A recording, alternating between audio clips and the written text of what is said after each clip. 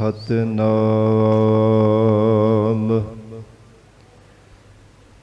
ਕਰਤਾ ਪੁਰਖ ਨਿਰਭਉ ਨਿਰਵੈਰ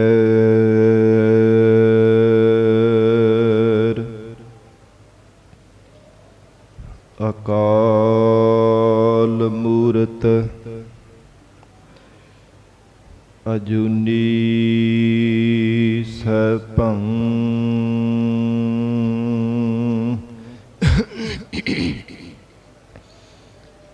ਗੁਰ ਪ੍ਰਸਾਦ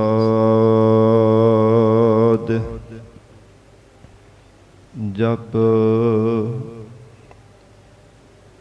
ਆਦਿ ਸਚ ਜੁਗਾਦ ਸਚ ਹੈ ਭੀ ਸਚ ਨਾਨਕ ਹੋਸੀ ਭੀ ਸਚ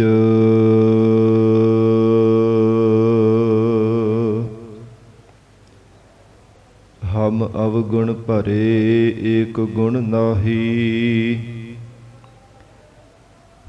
ਅੰਮ੍ਰਿਤ ਛਾੜ ਬਿਖੈ ਬਿਖ ਖਾਈ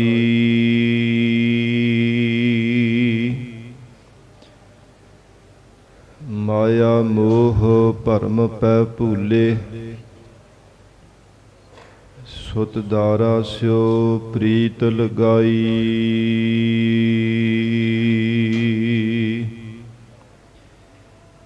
ਇਕ ਉਤਮ ਪੰਥ ਸੁਣਿਓ ਗੁਰ ਸੰਗਤ ਤਿਹ ਮਿਲੰਤ ਜਮ ਤਰਾਸ ਮਿਟਾਈ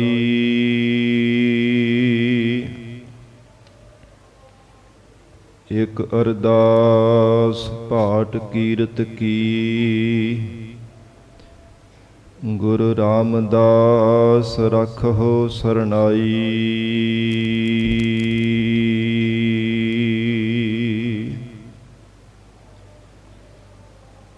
ਡੰਡੌਤ ਬੰਧਨ ਅਨੇਕ ਬਾਰ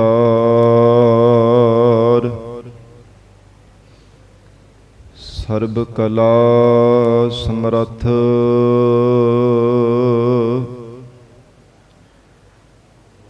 ਡੋਲਨ ਤੇ ਰਖੋ ਪ੍ਰਭੂ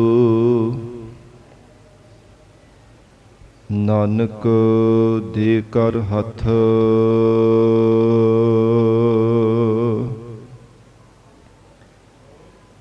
ਤੋ ਸੋ ਨਾ ਨਾਥ ਅਨਾਥ ਨਮੋ ਸਰ ਤੋ ਸੋ ਨਾ ਦਾਨੀ ਨਾਮੋ ਸੋ ਭਿਖਾਰੀ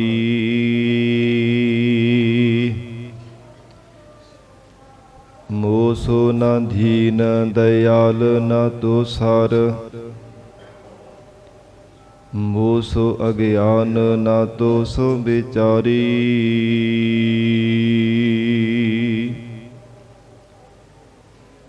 ਮੋ ਸੋ ਨਾ ਪਤਿਤ ਨਾ ਪਾਵਨ ਤੋ ਸਰ ਮੋ ਸੋ ਬਿਕਾਰੀ ਨਾ ਤੋ ਸੋ ਉਪਕਾਰੀ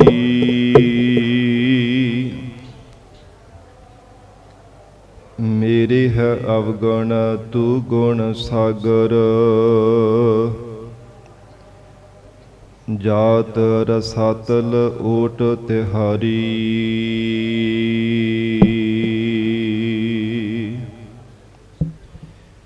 ਕਹਾ ਬੁੱਧ ਪ੍ਰਭ ਤੁਛ ਹਮਾਰੀ ਵਰਨ ਸਕੈ ਮਹਿਮਾ ਜੋ ਤਿਹਾਰੀ ਹਮ ਨਾ ਸਕਤ ਕਰ ਸਿਫਤ ਤੁਮਾਰੀ ਆਪ ਲੇਹੁ ਤੁਮ ਕਥਾ ਸੁਧਾਰੀ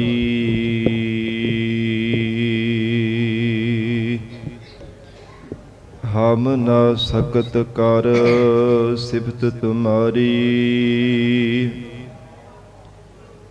ਆਪ ਲੇਹੁ ਤੁਮ ਕਥਾ ਸੁਧਾਰੀ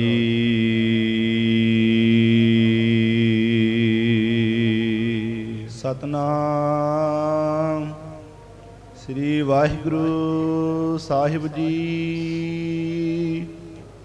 ਜੈਤ ਸਰੀ ਮਹੱਲਾ ਪੰਜਵਾ। ਘਰ ਦੂਜਾ ਛੰਤ। ਇੱਕ ਓੰਕਾਰ ਸਤਿਗੁਰ ਪ੍ਰਸਾਦ। ਸ਼ਲੋਕ। ਊਚਾ ਅਗਮ ਅਪਾਰ ਪ੍ਰਭ, ਕਥਨ ਨਾ ਜਾਏ ਅਕਥ। ਨਾਨਕ ਪ੍ਰਭ ਸਰਨਾਗਤੀ, ਰਾਖਣ ਕੋ ਸਮਰੱਥ। ਸ਼ੰਤ। ਜੋ ਜਾਨੋ ਤਿਉ ਰਾਖ ਹਰ ਪ੍ਰਭ ਤੇਰਿਆ, ਕੀਤੇ ਗਨੋ ਅਸੰਖ ਅਵਗਣ ਮੇਰਿਆ। ਅਸੰਖ ਅਵਗਣ ਖਤੇ ਫੇਰੇ, ਨਿਤ ਪ੍ਰਤ ਸਦ ਭੂਲੀਐ। ਮੋਹ ਮਗਨ ਬਿਕਰਾਲ ਮਾਇਆ, ਤਉ ਪ੍ਰਸਾਦੀ ਭੂਲੀਐ। ਲੋਕ ਕਰਤ ਬੇਕਾਰ ਬਿਖੜੇ, ਪ੍ਰਭ ਨੇਰਹੂ ਤੇ ਨੇਰਿਆ। ਬਿਨਵੰਤ ਨਾਨਕ ਦਇਆ ਧਾਰਹੁ, ਕਾਢ ਭਵਜਲ ਫੇਰਿਆ। ਊਚਾ ਅਗਮ ਅਪਾਰ ਪ੍ਰਭ। ਵਾਹਿਗੁਰੂ ਜੀ ਕਾ ਖਾਲਸਾ, ਵਾਹਿਗੁਰੂ ਜੀ ਕੀ ਫਤਿਹ। ਪਤਿਤ ਪਾਵਨ ਭਗਤ ਵਛਲ, ਅੰਤਰਜਾਮੀ ਕਰੁਣਾ ਨਿਧਾਨ ਗੁਰੂ ਗਰੀਬ ਨਵਾਜ। ਕਲਯੁਗ ਕੇ ਤਾਰਨ ਹਾਰੇ ਸ਼ਬਦ ਗੁਰੂ, ਦਸਾਂ ਹੀ ਪਾਤਸ਼ਾਹੀਆਂ ਕੇ ਆਤਮਿਕ ਸਰੂਪ ਸਤਿਗੁਰੂ। ਜੁਗੋ ਜੁਗ ਅਟਲ ਸਤਿਗੁਰੂ, ਤਖਤ ਛਤਰ ਚਵਰ ਦੇ ਮਾਲਿਕ ਸਤਿਗੁਰੂ। ਸ਼ਬਦਾ ਅਵਤਾਰ ਸਤਿਗੁਰੂ। ਧੰਨ ਧੰਨ ਸ੍ਰੀ ਗੁਰੂ ਗ੍ਰੰਥ ਸਾਹਿਬ ਮਹਾਰਾਜ ਸੱਚੇ ਪਾਤਸ਼ਾਹ ਜੀ ਦੇ ਪਾਵਨ ਪਵਿੱਤਰ ਹਜ਼ੂਰੀ ਅੰਦਰ ਜੁੜ ਬੈਠੇ ਗੁਰੂ ਖਾਲਸਾ ਸਾਧ ਸੰਗਤ ਜੀਓ। ਸਤਿਗੁਰੂ ਜੀ ਦੀ ਮਹਾਨ ਬਖਸ਼ਿਸ਼ ਦਾ ਸਦਕਾ ਅੰਮ੍ਰਿਤ ਵੇਲੇ ਤੋਂ ਮਹਾਰਾਜ ਸਾਹਿਬ ਜੀ ਦੀ ਪਾਵਨ ਹਜ਼ੂਰੀ ਅੰਦਰ ਦੀਵਾਨ ਸਜੇ ਸਨ।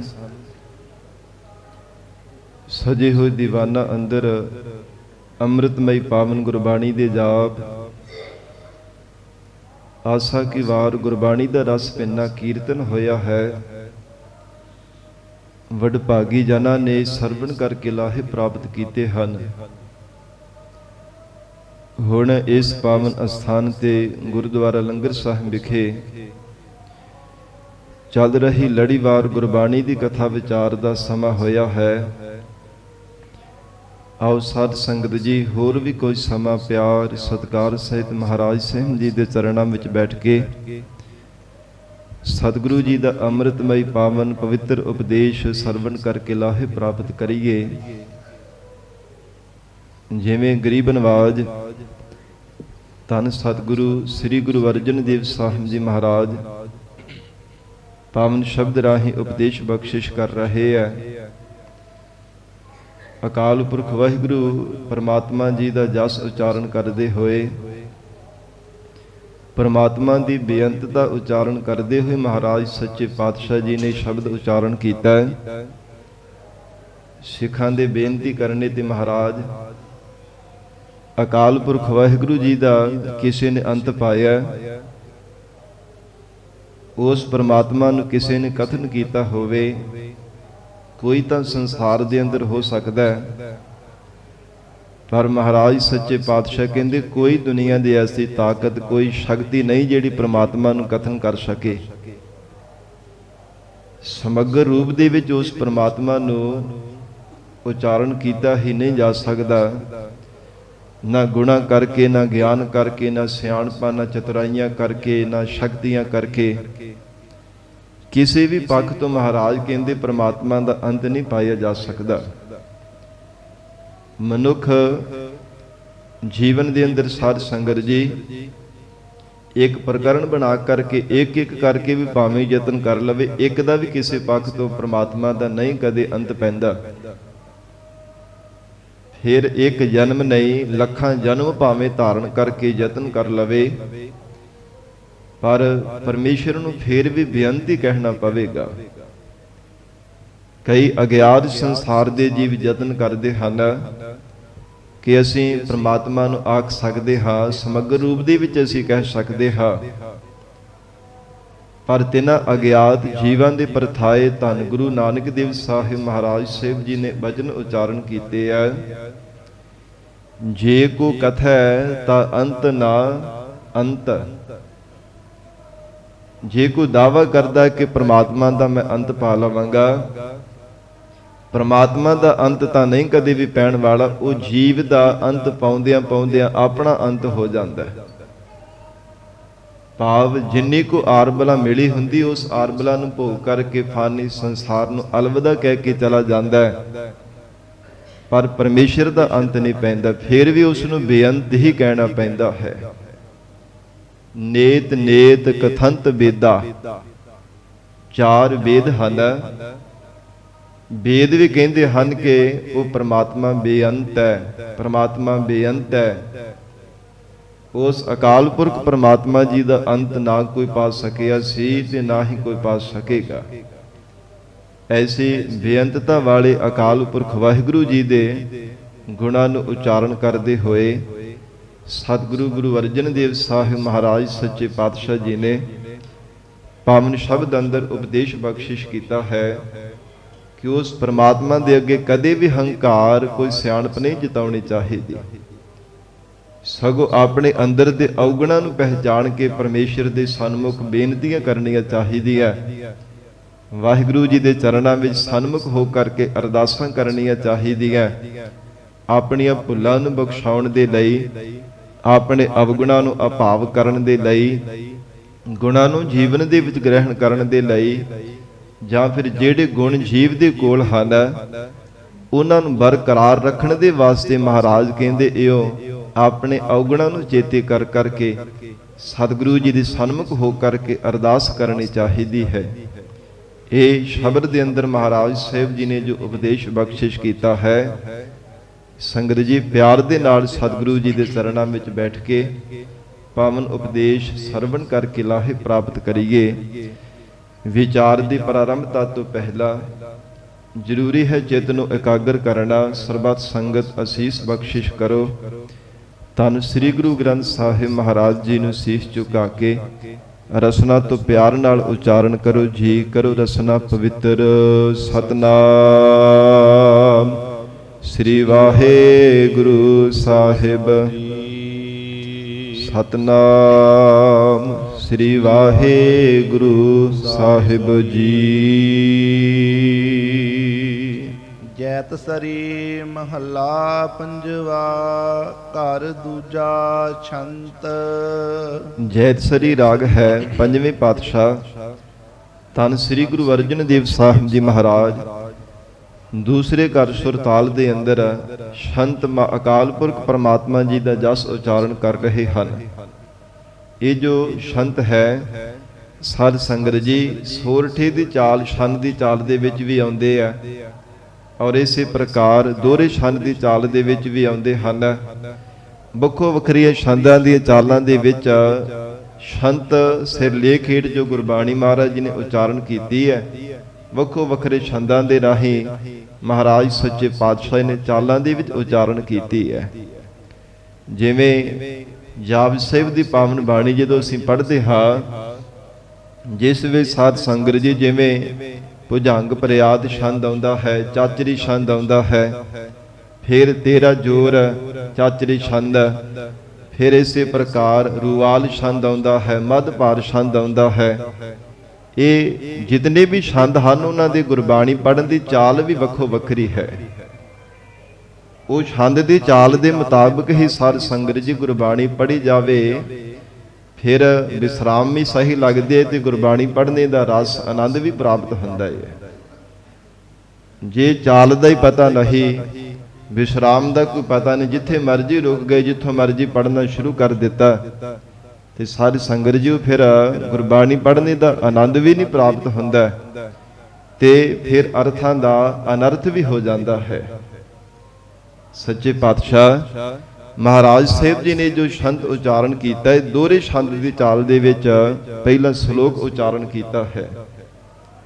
ਧੰਨ ਗੁਰੂ ਅਰਜਨ ਦੇਵ ਸਾਹਿਬ ਪਾਤਸ਼ਾਹ ਜੀ ਨੇ ਇਹਨਾਂ ਸ਼ਲੋਕਾਂ ਦੇ ਨਾਲ ਸੱਚੇ ਪਾਤਸ਼ਾਹ ਜੀ ਨੇ ਛੰਦ ਉਚਾਰਨ ਕੀਤੇ ਹੈ। ਜਿਵੇਂ ਵਾਰਾਂ ਦੇ ਵਿੱਚ ਪਹਿਲਾ ਸ਼ਲੋਕ ਉਚਾਰਨ ਕੀਤਾ ਹੁੰਦਾ ਹੈ, 22 ਵਾਰਾਂ ਹਨ ਸ੍ਰੀ ਗੁਰੂ ਗ੍ਰੰਥ ਸਾਹਿਬ ਜੀ ਦੇ ਅੰਦਰ।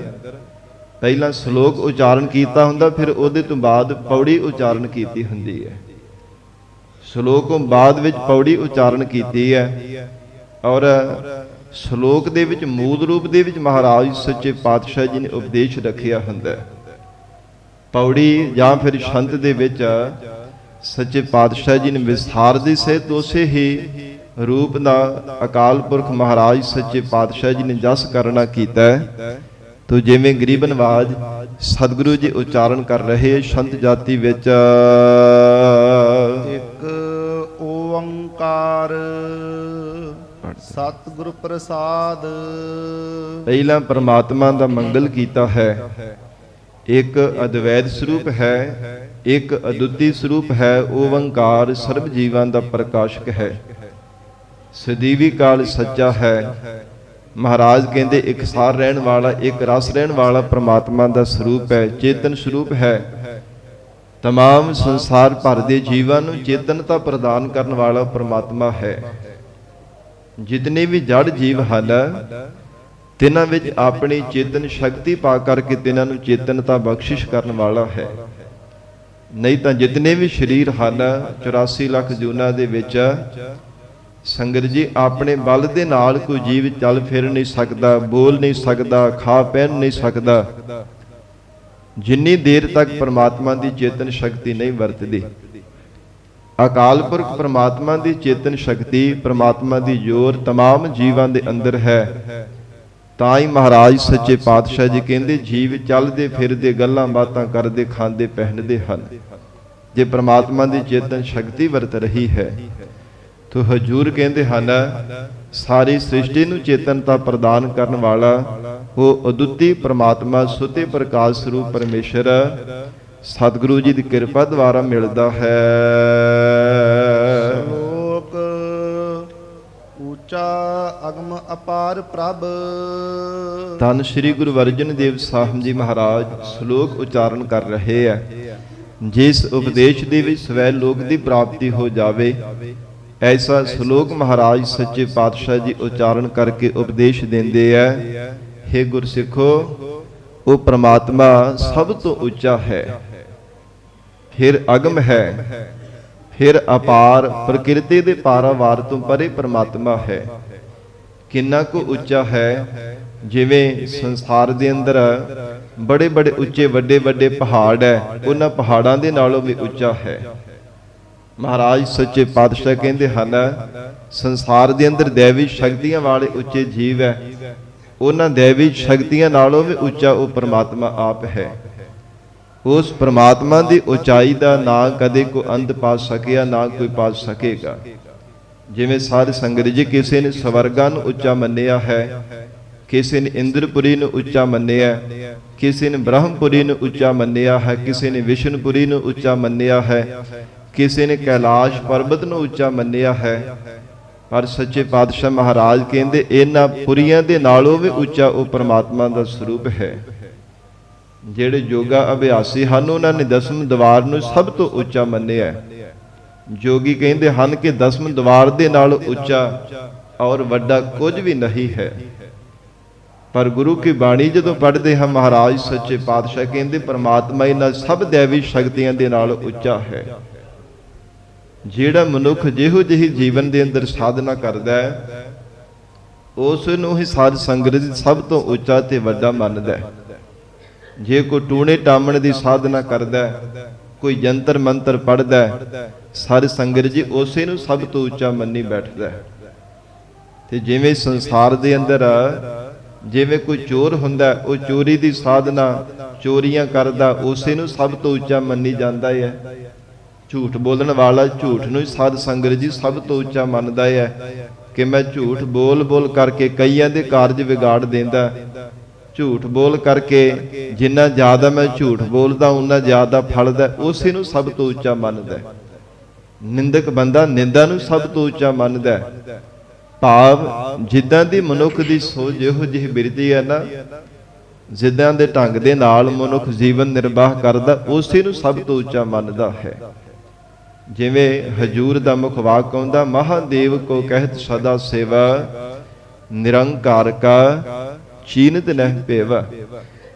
ਕਈਆਂ ਨੇ ਸ਼ਿਵ ਜੀ ਨੂੰ ਰੱਬ ਮੰਨ ਲਿਆ, ਕਹਿੰਦੇ ਹਨ ਕਿ ਇਹੋ ਹੀ ਰੱਬ ਹੈ, ਇਹੋ ਹੀ ਪ੍ਰਮਾਤਮਾ ਹੈ। ਪਰ ਜੋ ਪ੍ਰਮਾਤਮਾ ਅਸਲ ਪਰਮੇਸ਼ਰ ਹੈ, ਉਹਦਾ ਮਹਾਰਾਜ ਕਹਿੰਦੇ ਕਿਸੇ ਨੇ ਭੇਦ ਹੀ ਨਹੀਂ ਜਾਣਨਾ ਕੀਤਾ।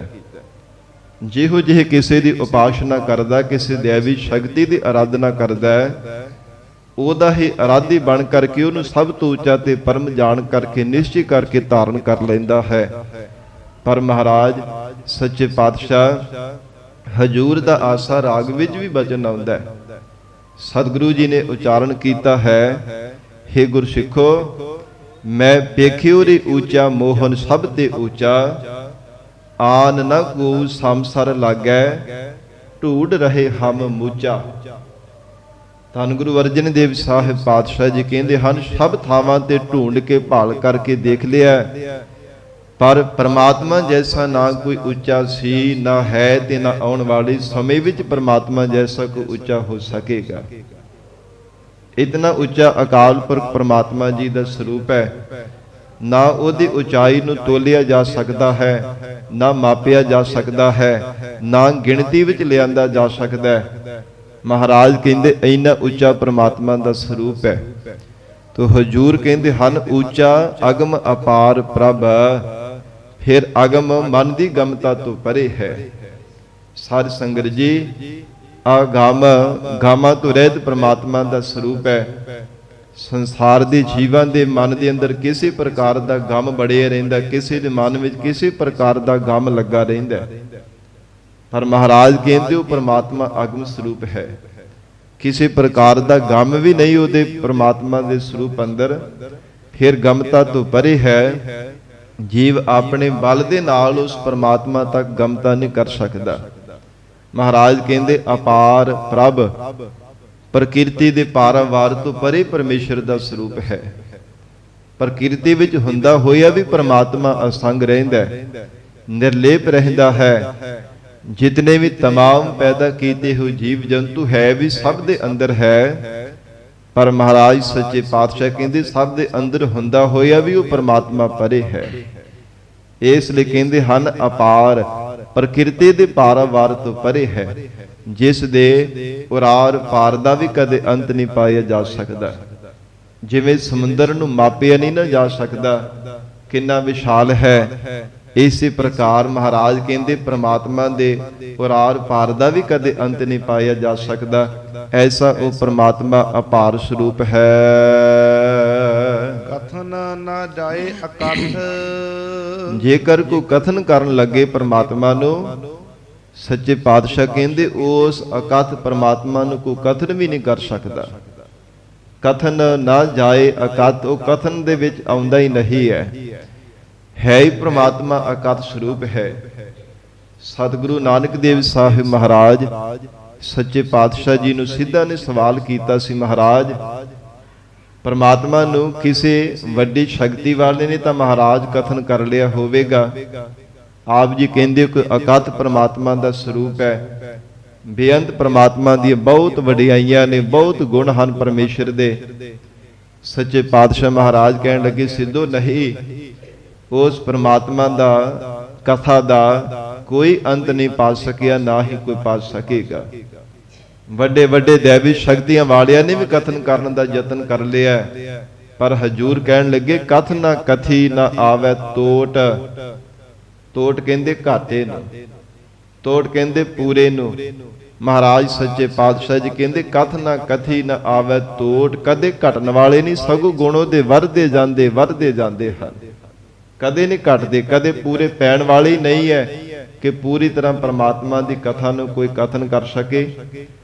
ਕਥ ਨਾ ਕਥੀ ਨਾ ਆਵੇ ਤੋਟ, ਕਥ ਕਥ ਕਥੀ ਕੋਟੀ ਕੋਟ ਕੋਟ।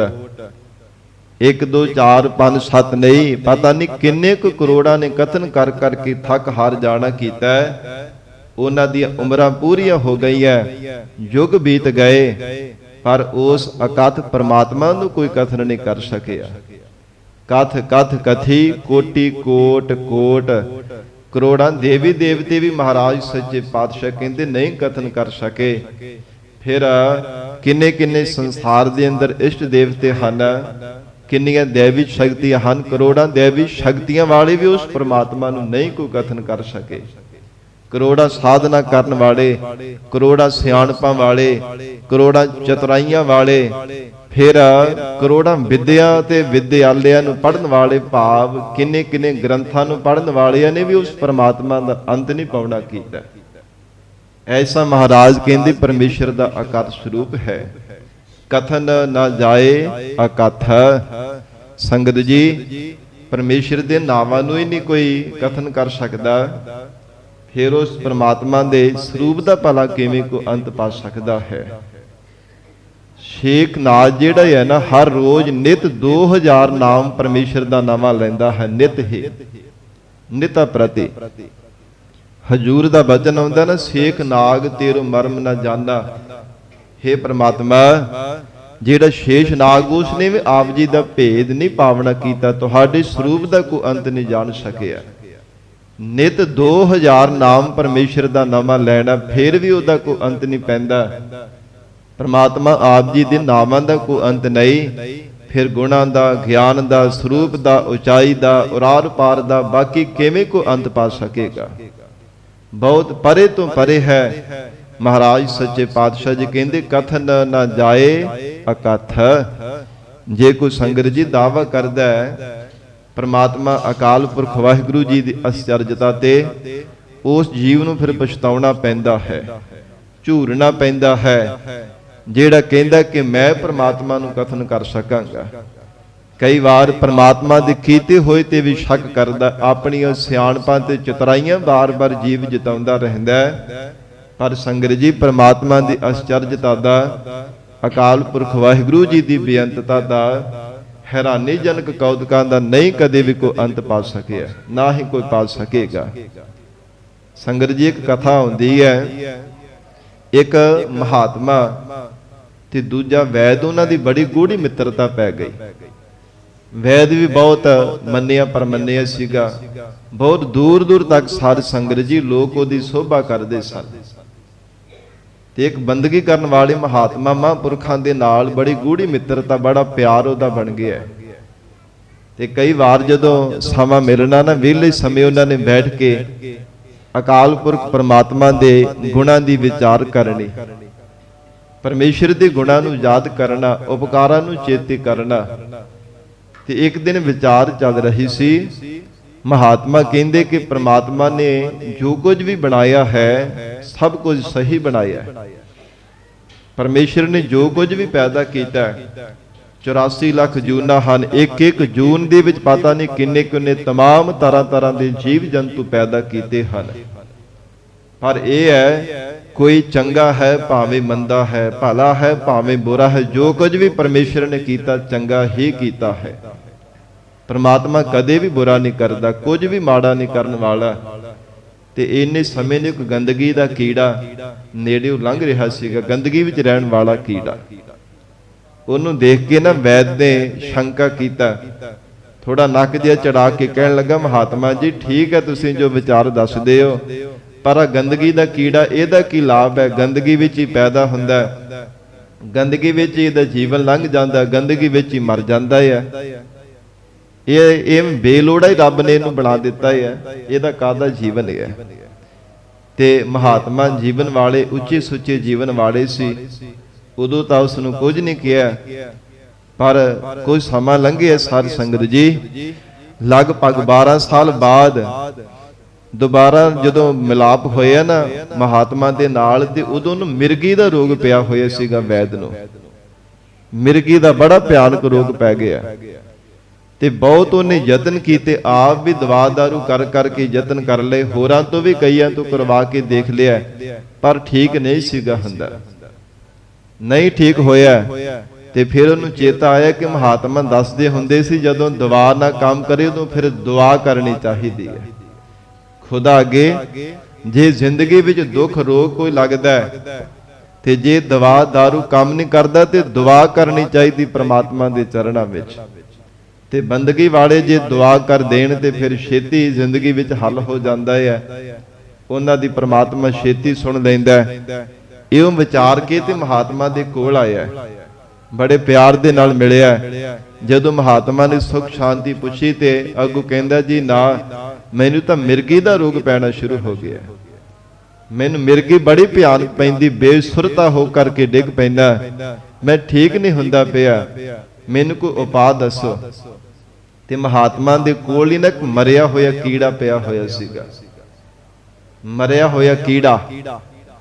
ਤੇ ਜਦੋਂ ਕਹਿੰਦੇ ਕਿ ਇਹਨੂੰ ਪੀਸ ਕਰਕੇ ਨਾ ਜਿਵੇਂ ਨਿਸ਼ਾਵਰ ਲੈਂਦੇ ਇਦਾਂ ਨਾਸਕਾਂ ਦੇ ਵਿੱਚ ਚੜਾ ਲਵੇਂ, ਸੁੰਘੀ ਇਹਨੂੰ ਚੰਗੀ ਤਰ੍ਹਾਂ ਤੇ ਤੇਰਾ ਮਿਰਗੀ ਦਾ ਰੋਗ ਦੂਰ ਹੋ ਜਾਵੇਗਾ। ਉਹਨੂੰ ਚੰਗੀ ਤਰ੍ਹਾਂ ਉਹਨੇ ਸੁਕਾ ਕੇ ਪੀਸ ਲਿਆ ਤੇ ਜਿਵੇਂ ਨਿਸ਼ਾਵਰ ਲੈਂਦੇ ਇਦਾਂ ਨੱਕ ਨੂੰ ਉਹਨੇ ਚੜਾਇਆ ਤੇ ਸਾਧ ਸੰਗਤ ਜੀ ਮਿਰਗੇ ਹਟ ਗਏ।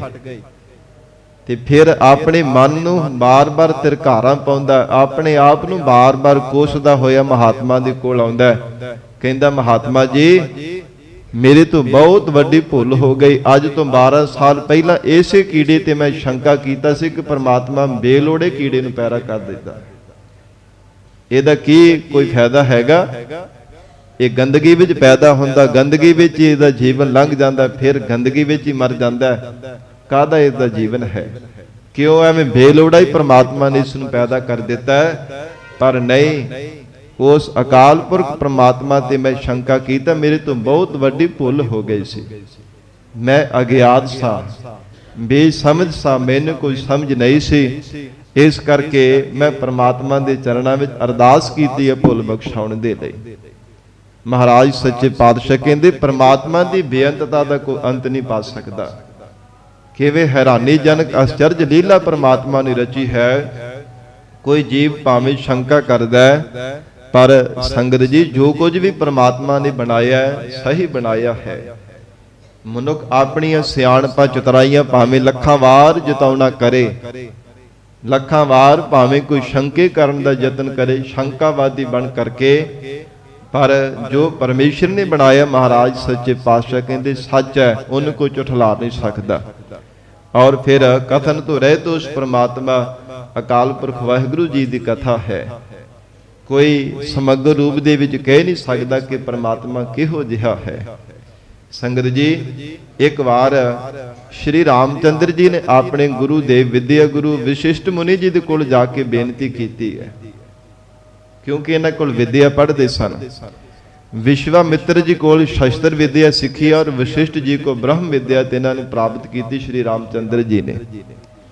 ਤੇ ਵਿਸ਼ਿਸ਼ਟ ਜੀ ਦੇ ਕੋਲ ਜਾ ਕੇ ਕਹਿਣ ਲੱਗੇ ਮਹਾਰਾਜ ਸਾਡੇ ਮਨ ਵਿੱਚ ਇੱਕ ਸਵਾਲ ਹੈ, ਪ੍ਰਮਾਤਮਾ ਕਿਹੋ ਜਿਹਾ ਹੈ, ਪ੍ਰਮਾਤਮਾ ਦਾ ਸਰੂਪ ਕਿਹੋ ਜਿਹਾ ਹੈ, ਆਪ ਜੀ ਕਥਨ ਕਰਕੇ ਦੱਸੋ, ਐਨ ਜਿੱਦਾਂ ਦਾ ਪ੍ਰਮਾਤਮਾ ਦਾ ਸਰੂਪ ਹੈ। ਤੇ ਉਸ ਸਮੇਂ ਵਿਸ਼ਿਸ਼ਟ ਜੀ ਨੇ ਚੁੱਪਤਾ ਧਾਰਨ ਕਰਕੇ ਰੱਖੀ, ਕੁਝ ਵੀ ਜਵਾਬ ਨਾ ਦਿੱਤਾ। ਤੇ ਰਾਮਚੰਦਰ ਜੀ ਦੁਬਾਰਾ ਫੇਰ ਕਹਿਣ ਲੱਗੇ, ਕਹਿੰਦੇ ਮਹਾਰਾਜ ਮੈਂ ਤੁਹਾਨੂੰ ਸਵਾਲ ਪੁੱਛਿਆ, ਤੁਸੀਂ ਜਵਾਬ ਕਿਉਂ ਨਹੀਂ ਦਿੱਤਾ? ਮੈਂ ਤੁਹਾਨੂੰ ਬੇਨਤੀ ਕਰਕੇ ਪੁੱਛਿਆ ਹੈ ਕਿ ਪ੍ਰਮਾਤਮਾ ਕਿਹੋ ਜਿਹਾ ਹੈ, ਉਹਨੂੰ ਚੰਗੀ ਤਰ੍ਹਾਂ ਕਹਿ ਕੇ ਦੱਸੋ। ਫੇਰ ਵਿਸ਼ਿਸ਼ਟ ਜੀ ਚੁੱਪਤਾ ਧਾਰਨ ਕਰਕੇ ਰੱਖੀ ਹੈ। ਤੀਜੀ ਵਾਰ ਫੇਰ ਕਹਿਣ ਲੱਗੇ, ਕਹਿੰਦੇ ਰਿਖੀ ਜੀ ਮਹਾਰਾਜ ਮੇਰੇ ਸਵਾਲ ਦਾ ਜਵਾਬ ਕਿਉਂ ਨਹੀਂ ਤੁਸੀਂ ਦਿੰਦੇ ਪਏ? ਮੈਂ ਤੀਜੀ ਵਾਰ ਫਿਰ ਤੁਹਾਨੂੰ ਪੁੱਛਦਾ ਕਿ ਪ੍ਰਮਾਤਮਾ ਕਿਹੋ ਜਿਹਾ ਹੈ।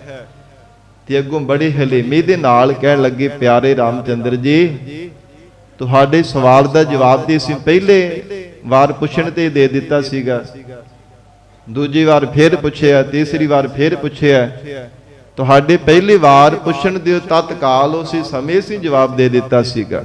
ਬੜੇ ਹੈਰਾਨ ਹੋਏ, ਕਹਿਣ ਲੱਗੇ ਮਹਾਰਾਜ ਪਰ ਸਾਡੀ ਸਮਝ ਤੋਂ ਪਰੇ ਹੈ, ਸਾਨੂੰ ਸਮਝ ਨਹੀਂ ਆਇਆ, ਚੰਗੀ ਤਰ੍ਹਾਂ ਵਿਸਥਾਰ ਦੇ ਨਾਲ ਸਮਝਾਓ। ਤੇ ਫਿਰ ਵਿਸ਼ਿਸ਼ਟ ਮੁਨੀ ਜੀ ਕਹਿਣ ਲੱਗੇ, ਪਿਆਰੇ ਰਾਮਚੰਦਰ ਜੀ ਪਰਮਾਤਮਾ ਅਕਾਲ ਪੁਰਖ ਵਾਹਿਗੁਰੂ ਜੀ ਨੂੰ ਕੋਈ ਕਥਨ ਨਹੀਂ ਕਰ ਸਕਦਾ, ਕਿਉਂਕਿ ਅਗਮ ਹੈ, ਗਮਤਾ ਤੋਂ ਪਰੇ ਹੈ। ਉਸ ਪਰਮਾਤਮਾ ਨੂੰ ਕਿਵੇਂ ਕੋਈ ਬੋਲ ਕਰਕੇ ਆਖ ਸਕਦਾ ਹੈ? ਨਾ ਕਲਮ ਦੇ ਨਾਲ ਲਿਖ ਕਰਕੇ ਕੋਈ ਆਖ ਸਕਦਾ ਹੈ, ਨਾ ਜ਼ੁਬਾਨ ਤੋਂ ਰਸਨਾ ਤੋਂ ਬੋਲ ਕਰਕੇ ਵੀ ਪਰਮਾਤਮਾ ਦੇ ਸਰੂਪ ਨੂੰ ਕੋਈ ਆਖ ਨਹੀਂ ਸਕਦਾ। ਇਸ ਕਰਕੇ ਚੁੱਪਤਾ ਧਾਰਨ ਕਰਕੇ ਰੱਖਣੀ, ਇਹੋ ਤੁਹਾਡੇ ਸਵਾਲ ਦਾ ਜਵਾਬ ਹੈ। ਅਸੀਂ ਜੇ ਕੋਈ ਬੋਲੇ ਨਹੀਂ ਨਾ, ਤੁਹਾਡੇ ਸਵਾਲ ਦਾ ਜਵਾਬ ਇਹੋ ਹੈ ਕਿ ਜੇ ਕੋਈ ਬੋਲਣ ਦਾ ਯਤਨ ਵੀ ਕਰੇਗਾ, ਕਥਨ ਕਰਨ ਦਾ ਦਾਵਾ ਵੀ ਕਰੇਗਾ ਕਿ ਮੈਂ ਪਰਮਾਤਮਾ ਨੂੰ ਕਥਨ ਕਰ ਲਵਾਂਗਾ, ਫਿਰ ਬਾਅਦ ਵਿੱਚ ਉਹਨੂੰ ਪਛਤਾਉਣਾ ਪਵੇਗਾ, ਝੂਰਨਾ ਪਵੇਗਾ। ਇਸ ਕਰਕੇ ਤੁਹਾਡੇ ਸਵਾਲ ਦਾ ਜਵਾਬ ਇਹ ਹੈ ਕਿ ਚੁੱਪਤਾ ਧਾਰਨ ਕਰਕੇ ਰੱਖਣੀ। ਮਹਾਰਾਜ ਸੱਚੇ ਪਾਤਸ਼ਾਹ ਜੀ ਕਹਿੰਦੇ ਕਥਨ ਨਾ ਜਾਏ ਅਕਥ। ਜੋ ਅਕਥ ਪਰਮਾਤਮਾ ਦਾ ਸਰੂਪ ਹੈ ਉਹਨੂੰ ਕੋਈ ਕਥਨ ਨਹੀਂ ਕਰ ਸਕਦਾ। ਐਸਾ ਮਹਾਰਾਜ ਕਹਿੰਦੇ ਅਕਾਲ ਪੁਰਖ ਵਾਹਿਗੁਰੂ ਹੈ। ਜਿਵੇਂ ਹਜੂਰ ਦਾ ਭਗਤ ਰਸਨਾ ਦੁਆਰਾ ਗੁਰਬਾਣੀ ਵਿੱਚ ਬਚਨ ਆਉਂਦਾ ਹੈ ਕਿ ਜੇਕਰ ਕੋਈ ਧਰਤੀ ਨੂੰ ਸਾਰੀ ਸੰਗਤ ਜੀ ਕਾਗਜ਼ ਰੂਪ ਬਣਾ ਦੇਣਾ ਕਰੇ, ਜਿਤਨੀ ਵੀ ਧਰਤੀ ਹੈ, ਔਰ 18 ਭਾਰ ਬਨਸਪਤ ਇਹਨੂੰ ਕਲਮਾ ਬਣਾ ਦੇਣਾ ਕਰੇ, 7 ਸਮੁੰਦਰਾਂ ਦੀ ਸਿਆਹੀ ਤਿਆਰ ਕਰ ਦੇਣਾ ਕਰੇ, ਫਿਰ ਇਹ ਕਲਮ ਨੂੰ ਚਲਾਉਣ ਵਾਲੀ ਪੌਣ ਜਿਹੜੀ ਹੈ ਉਹ ਚਲਾਉਣ ਵਾਲੀ ਬਣ ਜਾਵੇ। ਸੱਚੇ ਪਾਤਸ਼ਾਹ ਮਹਾਰਾਜ ਕਹਿੰਦੇ ਫਿਰ ਵੀ ਉਸ ਪਰਮਾਤਮਾ ਬੇਅੰਤ ਪਰਮੇਸ਼ਰ ਨੂੰ ਕੋਈ ਨਹੀਂ ਕਥਨ ਕਰ ਸਕਦਾ। ਅਕਥ ਪਰਮਾਤਮਾ ਦੀ ਕਥਾ ਨੂੰ ਕੋਈ ਲਿਖ ਕਰਕੇ ਵੀ ਬਿਆਨ ਨਹੀਂ ਕਰ ਸਕਦਾ। ਹਜੂਰ ਕਹਿੰਦੇ ਹਨ ਏਦਾਂ ਅਕਾਲ ਪੁਰਖ ਪਰਮਾਤਮਾ ਅਕਥ ਹੈ। ਕੋਈ ਭਾਵੇਂ ਸਾਰੀ ਸ੍ਰਿਸ਼ਟੀ ਵੀ ਇੱਕ ਪਾਸੇ ਹੋ ਜਾਵੇ, ਇੱਕ ਕੀ ਲੱਖਾਂ ਸ੍ਰਿਸ਼ਟੀਆਂ ਦੇ ਜੀਵ ਭਾਵੇਂ ਲੱਖਾਂ ਖੰਡਾਂ ਬ੍ਰਹਮੰਡਾਂ ਦੇ ਜੀਵ ਇੱਕ ਪਾਸੇ ਹੋ ਕਰਕੇ ਕਥਨ ਕਰਨ ਦਾ ਯਤਨ ਕਰਨ, ਪਰ ਉਸ ਅਕਥ ਵਾਹਿਗੁਰੂ ਨੂੰ ਕੋਈ ਕਥਨ ਨਹੀਂ ਕਰ ਸਕਦਾ। ਨਾਨਕ ਪ੍ਰਭ ਸਰਨਾਗਤੀ। ਸਤਿਗੁਰੂ ਅਰਜਨ ਦੇਵ ਸਾਹਿਬ ਜੀ ਮਹਾਰਾਜ ਅਕਾਲ ਪੁਰਖ ਪਰਮੇਸ਼ਰ ਦੇ ਸਨਮੁਖ ਹੋ ਕਰਕੇ ਬੇਨਤੀ ਕਰਨ ਦੀ ਜਾਚ ਸਿਖਾਉਂਦੇ ਹਨ। ਹੇ ਪ੍ਰਮਾਤਮਾ ਅਕਥ ਪਰਮੇਸ਼ਰ ਜੀ, ਆਪ ਜੀ ਦੀ ਚਰਨਾਂ ਵਿੱਚ ਮਹਾਰਾਜ ਸਾਡੀ ਬੇਨਤੀ ਹੈ। ਮਹਾਰਾਜ ਸ਼ਰਨ ਆ ਗਤੀ, ਇਹ ਮਨ ਵਿੱਚ ਭਾਵਨਾ ਬਣਾ ਕਰਕੇ ਤੁਹਾਡੀ ਸ਼ਰਨਾਗਤ ਸ਼ਰਨ ਵਿੱਚ ਆਏ ਹਾਂ ਕਿ ਜੋ ਵੀ ਕੋਈ ਪ੍ਰਾਣਾ ਧਾਰੀ ਜੀਵ ਭਾਵਨਾ ਦੇ ਨਾਲ ਆਪ ਜੀ ਦੀ ਸ਼ਰਨ ਵਿੱਚ ਆਉਂਦਾ ਹੈ, ਮਹਾਰਾਜ ਸ਼ਰਨ ਆ ਗਤੀ, ਸ਼ਰਨ ਆਇਆਂ ਦੀ ਗਤੀ ਹੋ ਜਾਂਦੀ ਹੈ। ਤੁਹਾਡੀ ਸ਼ਰਨ ਵਿੱਚ ਆਇਆਂ ਦੀ ਮੁਕਤੀ ਹੋ ਜਾਂਦੀ ਹੈ। ਮਾਇਆ ਦੇ ਮੋਹ ਮਮਤਾ ਦੇ ਬੰਧਨਾਂ ਤੋਂ ਆਜ਼ਾਦ ਹੋ ਜਾਈਦਾ ਹੈ। 84 ਦੇ ਗੇੜੇ ਤੋਂ ਖਹਿੜਾ ਛੁੱਟ ਜਾਂਦਾ ਹੈ। ਮਾਤਾ ਦੇ ਗਰਭ ਰੂਪੀ ਬੰਧਨਾਂ ਤੋਂ ਆਜ਼ਾਦ ਹੋ ਜਾਈਦਾ ਹੈ। ਐਸੀ ਮਹਾਰਾਜ ਆਪ ਜੀ ਦੀ ਸ਼ਰਨ ਲਾਹੇਵੰਦ ਹੈ। ਨਾਨਕ ਪ੍ਰਭ ਸਰਨਾਗਤੀ। ਹੇ ਸੱਚੇ ਪਾਤਸ਼ਾਹ, ਆਪ ਜੀ ਦੀ ਸ਼ਰਨ ਵਿੱਚ ਮਹਾਰਾਜ ਅਸੀਂ ਆਏ ਹਾਂ। ਰਾਖਣ ਕੋ ਸਮਰੱਥ, ਕਿਉਂਕਿ ਆਪ ਜੀ ਰੱਖਿਆ ਕਰਨ ਦੇ ਸਮਰੱਥ ਹੋ। ਸਰਬ ਕਲਾ ਆਪ ਜੀ ਸਮਰੱਥ ਹੋ। ਦੁਨੀਆ ਦੇ ਅੰਦਰ ਵੱਡੀ ਤੋਂ ਵੱਡੀ ਸ਼ਕਤੀ ਵੀ ਭਾਵੇਂ ਹੋਵੇ, ਪਰ ਮਹਾਰਾਜ ਉਹ ਸਭ ਥਾਵਾਂ ਤੇ ਸਾਡੀ ਰੱਖਿਆ ਨਹੀਂ ਕਰ ਸਕਦੀ। ਜਿਤਨੀ ਮਰਜ਼ੀ ਭਾਵੇਂ ਗੂੜੀ ਤੇ ਪਿਆਰੀ ਮਿੱਤਰਤਾ ਸੰਸਾਰ ਦੀ ਹੋਵੇ, ਪਰ ਮਹਾਰਾਜ ਅੰਤ ਵੇਲੇ ਕੋਈ ਵੀ ਤਿਨਾਂ ਦੇ ਵਿੱਚੋਂ ਸਾਡੇ ਨਾਲ ਨਿਭਣ ਵਾਲਾ ਨਹੀਂ ਹੈ। ਆਪ ਜੀ ਦੀ ਸਮਰੱਥਾ ਇੰਨੀ ਵੱਡੀ ਤੇ ਭਾਰੀ ਹੈ, ਜਿੱਥੇ ਸੰਸਾਰ ਦੇ ਜੀਵਾਂ ਦੀ ਸਮਰੱਥਾ, ਸੰਸਾਰ ਦੇ तमाम ਜੀਵਾਂ ਦਾ ਬਲ ਅਸਮਰੱਥ ਹੋ ਜਾਂਦਾ, ਉੱਥੇ ਤੁਹਾਡੀ ਸਮਰੱਥਾ ਤੇ ਸ਼ਕਤੀ ਵਰਤਦੀ ਹੈ। ਤੁਹਾਡਾ ਬਲ ਉੱਥੇ ਮਹਾਰਾਜ ਸੱਚੇ ਪਾਤਸ਼ਾਹ ਜੀ ਵਰਤਨਾ ਕਰਦਾ ਹੈ। ਤਿੱਥੈ ਤੂੰ ਸਮਰੱਥ, ਜਿੱਥੈ ਕੋਏ ਨਾਹੇ, ਉਥੈ ਤੇਰੀ ਰੱਖ, ਅਗਨੀ ਉਦਰ ਮਾਹੇ। ਮਹਾਰਾਜ ਸਭ ਥਾਵਾਂ ਤੇ ਆਪ ਜੀ ਦਾ ਬਲ ਵਰਤਦਾ ਹੈ। ਆਪ ਜੀ ਲੋਕ ਪਰਲੋਕ ਦੇ ਵਿੱਚ ਸਾਡੇ ਸਹਾਇਕ ਬਣਨ ਵਾਲੇ ਹੋ। ਸ਼ਰਨ ਆਇਆਂ ਦੀ ਆਪ ਮਹਾਰਾਜ ਪਤ ਇੱਜ਼ਤ ਲਾਜ ਪਤ ਰੱਖਣ ਵਾਲੇ ਹੋ। ਹੇ ਸੱਚੇ ਪਾਤਸ਼ਾਹ, ਰਾਖਨ ਕਉ ਸਮਰੱਥ। ਜਿਨ੍ਹਾਂ ਨੇ ਆਪ ਜੀ ਦੀ ਸ਼ਰਨ ਧਾਰਨ ਕੀਤੀ ਹੈ, ਮਹਾਰਾਜ ਫਿਰ ਉਹਨਾਂ ਨੂੰ ਕਦੇ ਵੀ ਦਰ ਦਰ ਤੇ ਭਟਕਣਾ ਨਹੀਂ ਪਿਆ।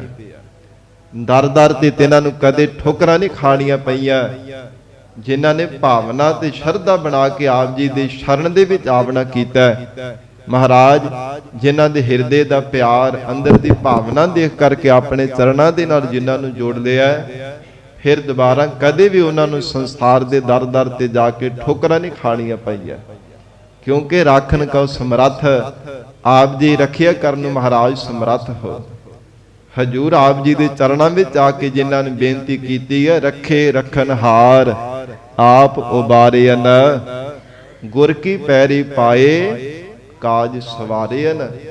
ਜਿਨ੍ਹਾਂ ਦੇ ਕਾਰਜ ਨਹੀਂ ਸਨ ਸੌਰ ਦੇ ਮਹਾਰਾਜ, ਤੁਹਾਡੀ ਸ਼ਰਨ ਵਿੱਚ ਆਉਣੇ ਕਰਕੇ ਸਭ ਕਾਰਜ ਵੀ ਤਿਨਾਂ ਦੇ ਸਫਲੇ ਹੋ ਗਏ ਆ। ਮਹਾਰਾਜ ਜਿਹੜੇ ਪੈਣ ਵਾਲੇ ਵਿਘਨ ਸਨ, ਉਹਨਾਂ ਵਿਘਨਾਂ ਨੂੰ ਆਪ ਜੀ ਨੇ ਕਿਰਪਾ ਕਰਕੇ ਟਾਲ ਦਿੱਤਾ ਹੈ। ਵਿਘਨਕਾਰੀਆਂ ਨੂੰ ਵੀ ਆਪ ਜੀ ਨੇ ਅਭਾਵ ਕਰ ਦਿੱਤਾ ਹੈ। ਜੋ ਮਨ ਬਾਣੀ ਸਰੀਰ ਕਰਕੇ ਆਪ ਜੀ ਦੀ ਸ਼ਰਨ ਵਿੱਚ ਆ ਜਾਂਦੇ ਹੈ, ਸੱਚੇ ਪਾਤਸ਼ਾਹ ਜੀ ਆਪ ਜੀ ਤਿਨਾਂ ਦੇ ਕਾਰਜਾਂ ਦੇ ਵਿੱਚ ਆਪ ਖਲੋ ਕਰਕੇ ਸਫਲਤਾ ਬਖਸ਼ਿਸ਼ ਕਰਨ ਵਾਲੇ ਹੋ। ਤੇ ਜਿਨ੍ਹਾਂ ਦੇ ਕਾਰਜਾਂ ਵਿੱਚ ਪ੍ਰਮਾਤਮਾ ਆਪ ਸਹਾਈ ਹੋਵੇ, ਸੰਗਤ ਜੀ ਉਹਨਾਂ ਦਾ ਵਾਲ ਵੀ ਕੋਈ ਵਿੰਗਾ ਨਹੀਂ ਕਰ ਸਕਦਾ। ਹਜੂਰ ਦਾ ਮੁਖ ਵਾਕ ਅਸੀਂ ਪੜ੍ਹਦੇ ਹਾਂ, ਵਿੱਚ ਕਰਤਾ ਪੁਰਖ ਖਲੋਵਾ, ਵਾਲ ਨਾ ਵਿੰਗਾ ਹੋਵਾ। ਮਹਾਰਾਜ ਸੱਚੇ ਪਾਤਸ਼ਾਹ ਕਹਿੰਦੇ ਕਰਨਹਾਰ ਪਰਮੇਸ਼ਰ ਜਿਨ੍ਹਾਂ ਦੀ ਰੱਖਿਆ ਕਰਦਾ, ਜਿਨ੍ਹਾਂ ਦਾ ਸਹਾਈ ਬਣ ਜਾਂਦਾ ਹੈ। ਸੱਚੇ ਪਾਤਸ਼ਾਹ ਜੀ ਕਹਿੰਦੇ ਉਹਨਾਂ ਦਾ ਕੋਈ ਵਾਲ ਵੀ ਵਿੰਗਾ ਨਹੀਂ ਕਰ ਸਕਦਾ, ਕੋਈ ਕਾਰਜ ਦੇ ਵਿੱਚ ਵਿਘਨਕਾਰੀ ਵਿਘਨ ਨਹੀਂ ਪਾ ਸਕਦਾ। ਪਰਮਾਤਮਾ ਆਪ ਉਹਨਾਂ ਵਿਘਨਾਂ ਤੇ ਔਕੜਾਂ ਨੂੰ ਟਾਲ ਦਿੰਦਾ ਹੈ, ਕਿਉਂਕਿ ਰਾਖਣ ਕੋ ਸਮਰੱਥ। ਪਰਮਾਤਮਾ ਸਰਬ ਜੀਵਾਂ ਦੀ ਰੱਖਿਆ ਕਰਨ ਵਾਲਾ, ਸਰਬ ਥਾਵਾਂ ਤੇ ਸਮਰੱਥਾ ਵਾਲਾ ਪਰਮੇਸ਼ਰ ਆਪ ਹੀ ਰੱਖਿਆ ਕਰਨ ਵਾਲਾ ਹੈ। ਸੰਤ ਜੋ ਜਾਨੋ ਤਿਉ ਰਾਖ। ਸੰਤ ਦੇ ਅੰਦਰ ਮਹਾਰਾਜ ਸਾਹਿਬ ਜੀ ਪਰਮਾਤਮਾ ਦੀ ਸਨਮੁਖ ਹੋ ਕਰਕੇ ਬੇਨਤੀ ਕਰਨ ਦੀ ਜਾਚ ਸਿਖਾਉਂਦੇ ਹੈ। ਜਦੋਂ ਜੀਵ ਨੂੰ ਪਤਾ ਚੱਲ ਜਾਂਦਾ ਹੈ ਨਾ ਜੀਵਨ ਦੇ ਅੰਦਰ ਕਿ ਸਰਬ ਕਲਾ ਸਮਰੱਥ ਕੌਣ ਹੈ, ਜਦੋਂ ਤੱਕ ਤਾਂ ਅਗਿਆਤ ਹੁੰਦਾ ਹੈ, ਉਦੋਂ ਤੱਕ ਸਾਧ ਸੰਗਤ ਜੀ ਕਦੇ ਕਿਸੇ ਦੇ ਦਰ ਤੇ ਜਾਂਦਾ ਅਤੇ ਕਦੇ ਕਿਸੇ ਦੇ ਦਰ ਤੇ ਜਾ ਕੇ ਨੱਕ ਰਗੜਦਾ ਰਹਿੰਦਾ ਹੈ। ਉਦੋਂ ਤੱਕ ਚਿੱਤ ਦੀ ਭਟਕਣਾ ਵੀ ਕਦੇ ਮਿਟਦੀ ਨਹੀਂ ਹੈ। ਮਨ ਵੀ ਬਾਰ-ਬਾਰ ਭਟਕਦਾ ਰਹਿੰਦਾ ਹੈ, ਭੱਜ ਦੌੜ ਕਰਦਾ ਰਹਿੰਦਾ ਹੈ। ਕਦੇ ਕਿਸੇ ਦਰ ਤੇ ਕਦੇ ਕਿਸੇ ਦਰ ਤੇ ਜੀਵ ਚਲਾ ਜਾਂਦਾ ਹੈ। ਪਰ ਜਦੋਂ ਜੀਵਨ ਦੇ ਅੰਦਰ ਸਮਝ ਪੈਂਦੀ ਹੈ ਨਾ ਕਿ ਸਰਬ ਕਲਾ ਸਮਰੱਥ, ਲੋਕ ਪਰਲੋਕ ਦੇ ਵਿੱਚ ਸਹਾਇਤਾ ਕਰਨ ਵਾਲਾ ਕੇਵਲ ਅਕਾਲ ਪੁਰਖ ਪਰਮਾਤਮਾ ਹੈ। ਸੱਚੇ ਪਾਤਸ਼ਾਹ ਮਹਾਰਾਜ ਕਹਿੰਦੇ ਫਿਰ ਭਟਕਣਾ ਵੀ ਮਿਟ ਜਾਂਦੀ, ਦਰ ਦਰ ਤੇ ਠੋਕਰਾਂ ਖਾਣੀਆਂ ਵੀ ਜੀਵ ਦੀਆਂ ਮਿਟ ਜਾਂਦੀਆਂ। ਫਿਰ ਕੇਵਲ ਮਹਾਰਾਜ ਸਾਹਿਬ ਜੀ ਦੇ ਚਰਨਾਂ ਵਿੱਚ ਸਤਿਗੁਰਾਂ ਦੇ ਸਨਮੁਖ ਹੋ ਕੇ ਅਰਦਾਸ ਕਰਦਾ ਹੈ। ਮਨ ਵਿੱਚ ਭਾਵਨਾ ਤੇ ਨਿਸ਼ਚਾ ਬਣਾ ਕਰਕੇ ਸੱਚੇ ਪਾਤਸ਼ਾਹ ਜਿਉ ਜਾਣਹੁ ਤਿਉ ਰਾਖ। ਮਹਾਰਾਜ ਅਸੀਂ ਮਾੜੇ ਹਾਂ ਭਾਵੇਂ ਚੰਗੇ ਹਾਂ, ਹੈ ਤੇ ਤੁਹਾਡੇ ਹੀ ਹੈ ਨਾ। ਗਰੀਬ ਨਵਾਜ ਸੱਚੇ ਪਾਤਸ਼ਾਹ ਮਾੜੇ ਹਾਂ ਚੰਗੇ ਹਾਂ ਭਲੇ ਹਾਂ ਬੁਰੇ ਹਾਂ, ਜਿੱਦਾਂ ਦੀ ਵਾ ਹੈ ਸੀ ਤੁਹਾਡੇ ਹੀ ਹੈ। ਜਿਉ ਜਾਣਹੁ ਤਿਉ ਰਾਖ। ਮਹਾਰਾਜ ਜਿਵੇਂ ਆਪ ਜੀ ਸਾਨੂੰ ਜਾਣ ਲਓ, ਪਰ ਕਿਰਪਾ ਕਰਕੇ ਸਾਨੂੰ ਆਪਣੇ ਚਰਨਾਂ ਦੇ ਵਿੱਚ ਰੱਖ ਲਓ। ਮਹਾਰਾਜ ਸੱਚੇ ਪਾਤਸ਼ਾਹ ਅਸੀਂ ਭਾਵੇਂ ਬੇਅੰਤ ਅਵਗੁਣਾ ਵਾਲੇ ਹਾਂ, ਸਾਡੇ ਅੰਦਰ ਕੋਈ ਵੀ ਸ਼ੁਭ ਗੁਣ ਨਹੀਂ ਹੈ। ਜੇ ਤਾਂ ਸਮੁੰਦ ਸਾਗਰ ਨੀਰ ਭਰਿਆ, ਤੇਤੇ ਅਵਗਣ ਹਮਾਰੇ, ਦਇਆ ਕਰਹੁ ਕਿਛ ਮਿਹਰ ਉਪਾਵਹੁ, ਡੁੱਬਦੇ ਪੱਥਰ ਤਾਰੇ। ਸੱਚੇ ਪਾਤਸ਼ਾਹ ਸਮੁੰਦਰ ਦੀ ਤਰ੍ਹਾਂ ਅਥਾਹ ਸਾਡੇ ਅੰਦਰ ਅਵਗਣ ਹੀ ਅਵਗਣ ਹਨ। ਸ਼ੁਭ ਗੁਣ ਇੱਕ ਵੀ ਨਹੀਂ ਸਾਡੇ ਅੰਦਰ। ਮਹਾਰਾਜ ਹਮ ਅਵਗਣ ਭਰੇ, ਏਕ ਗੁਣ ਨਾਹੀ, ਅੰਮ੍ਰਿਤ ਛਾੜ ਬਿਖੈ ਬਿਖ ਖਾਈ, ਮਾਇਆ ਮੋਹ ਭਰਮ ਪੈ ਭੂਲੇ, ਸੁਤ ਦਾਰਾ ਸਿਉ ਪ੍ਰੀਤ ਲਗਾਈ। ਇਕ ਉਤਮ ਪੰਥ ਸੁਣਿਓ ਗੁਰ ਸੰਗਤ, ਤਿਹ ਮਿਲੰਤ ਜਮ ਤਰਾਸ ਮਿਟਾਈ। ਇਕ ਅਰਦਾਸ ਭਾਟ ਕੀਰਤ ਕੀ, ਗੁਰੂ ਰਾਮਦਾਸ ਰਾਖੋ ਸਰਣਾਈ। ਜਿਉ ਜਾਣਹੁ ਤਿਉ ਰਾਖ। ਮਹਾਰਾਜ ਜਿਵੇਂ ਆਪ ਜੀ ਨੂੰ ਭਾਵਦਾ ਤਿਵੇਂ ਕਿਰਪਾ ਕਰਕੇ ਸਾਡੀ ਰੱਖਿਆ ਕਰ ਲਓ। ਗਰੀਬ ਨਵਾਜ ਸੱਚੇ ਪਾਤਸ਼ਾਹ ਸਾਡੇ ਅੰਦਰ ਭਾਵੇਂ ਇੱਕ ਵੀ ਗੁਣ ਨਹੀਂ ਹੈ, ਸਭ ਅਵਗੁਣਾਂ ਦੇ ਨਾਲ ਭਰੇ ਹੈ। ਪਰ ਮਹਾਰਾਜ ਆਪ ਜੀ ਦਾ ਬਿਰਦ ਵੀ ਹੈ ਨਾ, ਜੋ ਸ਼ਰਨ ਆਵੇ ਤੇ ਸਕੰਠ ਲਾਵੇ। ਜਿੱਦਾਂ ਦੇ ਜੀਵਨ ਵਾਲਾ ਕੋਈ ਮਹਾਰਾਜ ਭਾਵਨਾ ਬਣਾ ਕੇ ਸ਼ਰਧਾ ਧਾਰਨ ਕਰਕੇ ਆਪ ਜੀ ਦੀ ਸ਼ਰਨ ਵਿੱਚ ਆ ਜਾਂਦਾ ਹੈ, ਉਹਦਾ ਜੀਵਨ ਚੰਗਾ ਹੈ ਤੇ ਭਾਵੇਂ ਮੰਦਾ ਹੈ। ਉਹ ਗੁਣਵਾਨ ਹੈ ਚਾਹੇ ਅਵਗੁਣਹਾਰਾ ਹੈ। ਮਹਾਰਾਜ ਜੋ ਪਾਪੀ ਹੈ ਤੇ ਭਾਵੇਂ ਪਵਿੱਤਰ ਹੈ। ਸੱਚੇ ਪਾਤਸ਼ਾਹ ਉਹ ਚੋਰ ਹੈ ਤੇ ਭਾਵੇਂ ਸਾਧ ਹੈ, ਭਲਾ ਹੈ ਤੇ ਭਾਵੇਂ ਬੁਰਾ, ਆਪ ਜੀ ਘੁੱਟ ਕੇ ਆਪਣੇ ਗਲ ਦੇ ਨਾਲ ਲਗਾ ਲੈਂਦੇ ਹੋ। हे ਗਰੀਬ ਨਵਾਜ ਆਪ ਜੀ ਦਾ ਬਿਰਦ ਹੈ। ਤੋ ਮਹਾਰਾਜ ਜਿਉ ਜਾਣਹੁ ਤਿਉ ਰਾਖ। ਜਿਵੇਂ ਆਪ ਜੀ ਸੱਚੇ ਪਾਤਸ਼ਾਹ ਜੀ ਤੁਹਾਨੂੰ ਭਾਵੰਦਾ ਹੈ, ਕਿਰਪਾ ਕਰਕੇ ਮਹਾਰਾਜ ਸਾਨੂੰ ਰੱਖ ਲਓ, ਆਪਣੇ ਚਰਨਾਂ ਦੇ ਨਾਲ ਜੋੜ ਕੇ ਰੱਖਣਾ ਕਰੋ। ਹਰ ਪ੍ਰਭ ਤੇਰੇ ਆ, ਕਿਉਂਕਿ ਮਹਾਰਾਜ ਅਸੀਂ ਤੇਰੇ ਪੈਦਾ ਕੀਤੇ ਹਾਂ, ਪਰਮੇਸ਼ਰ ਆਪ ਜੀ ਦੇ ਪੈਦਾ ਕੀਤੇ ਹੋਏ ਹਾਂ। ਹੇ ਗਰੀਬ ਨਵਾਜ, ਪੂਰਬਲੇ ਮਾੜੇ ਸੰਸਕਾਰਾਂ ਦੇ ਕਰਕੇ ਸੱਚੇ ਪਾਤਸ਼ਾਹ ਅਸੀਂ ਭਾਵੇਂ ਅਵਗੁਣਾਂ ਨੂੰ ਧਾਰਨ ਕੀਤਾ ਹੈ। ਮਹਾਰਾਜ ਪੂਰਬਲੇ ਮਾੜੇ ਕਰਮਾਂ ਦੇ ਕਰਕੇ ਅਸੀਂ ਮਾੜੀ ਸੰਗਤ ਵਿੱਚ ਹਰ ਸਮੇਂ ਲੱਗੇ ਰਹਿੰਦੇ ਹਾਂ। ਜੀਵਨ ਦੇ ਵਿੱਚ ਮਹਾਰਾਜ ਭਾਵੇਂ ਚੰਗੀ ਸੰਗਤ ਨਹੀਂ ਅਸੀਂ ਕੀਤੀ, ਮਹਾਰਾਜ ਸੱਚੇ ਪਾਤਸ਼ਾਹ ਚੰਗੇ ਕਰਮ ਨੇ ਜੀਵਨ ਦੇ ਵਿੱਚ ਕਮਾਏ, ਪੂਰਬਲੇ ਸਾਡੇ ਮਾੜੇ ਸੰਸਕਾਰਾਂ ਦਾ ਜ਼ੋਰ ਹੋਣੇ ਕਰਕੇ। ਪਰ ਪਰਮੇਸ਼ਰ ਹਰ ਪ੍ਰਭ ਤੇਰੇ ਆ ਹੈ ਤੇ ਤੇਰੇ ਹੀ ਬਣਾਏ ਹੋਏ ਆ ਨਾ। ਪਰਮਾਤਮਾ ਸਭ ਦੇ ਅੰਦਰ ਆਪ ਜੀ ਦੀ ਹੀ ਜੋਤ ਵਰਤ ਰਹੀ ਹੈ ਨਾ। ਹੇ ਗਰੀਬ ਨਵਾਜ, ਜਿਹੋ ਜਿਹੇ ਹਾਂ ਹੈ ਤਾਂ ਤੁਹਾਡੇ ਹੀ ਆ। ਸਾਧ ਸੰਗਤ ਜੀ, ਗਰੀਬ ਨਵਾਜ ਸਤਿਗੁਰੂ ਜੀ ਦਾ ਜਿਹੜਾ ਸ਼ਰਨ ਵਿੱਚ ਆਉਣੇ ਦਾ ਬਿਰਧ ਹੈ ਨਾ, ਬੜਾ ਹੀ ਪਰਮ ਹੈ, ਸੰਸਾਰ ਦੇ ਨਾਲੋਂ ਬਹੁਤ ਨਿਵੇਕਲਾ ਹੈ।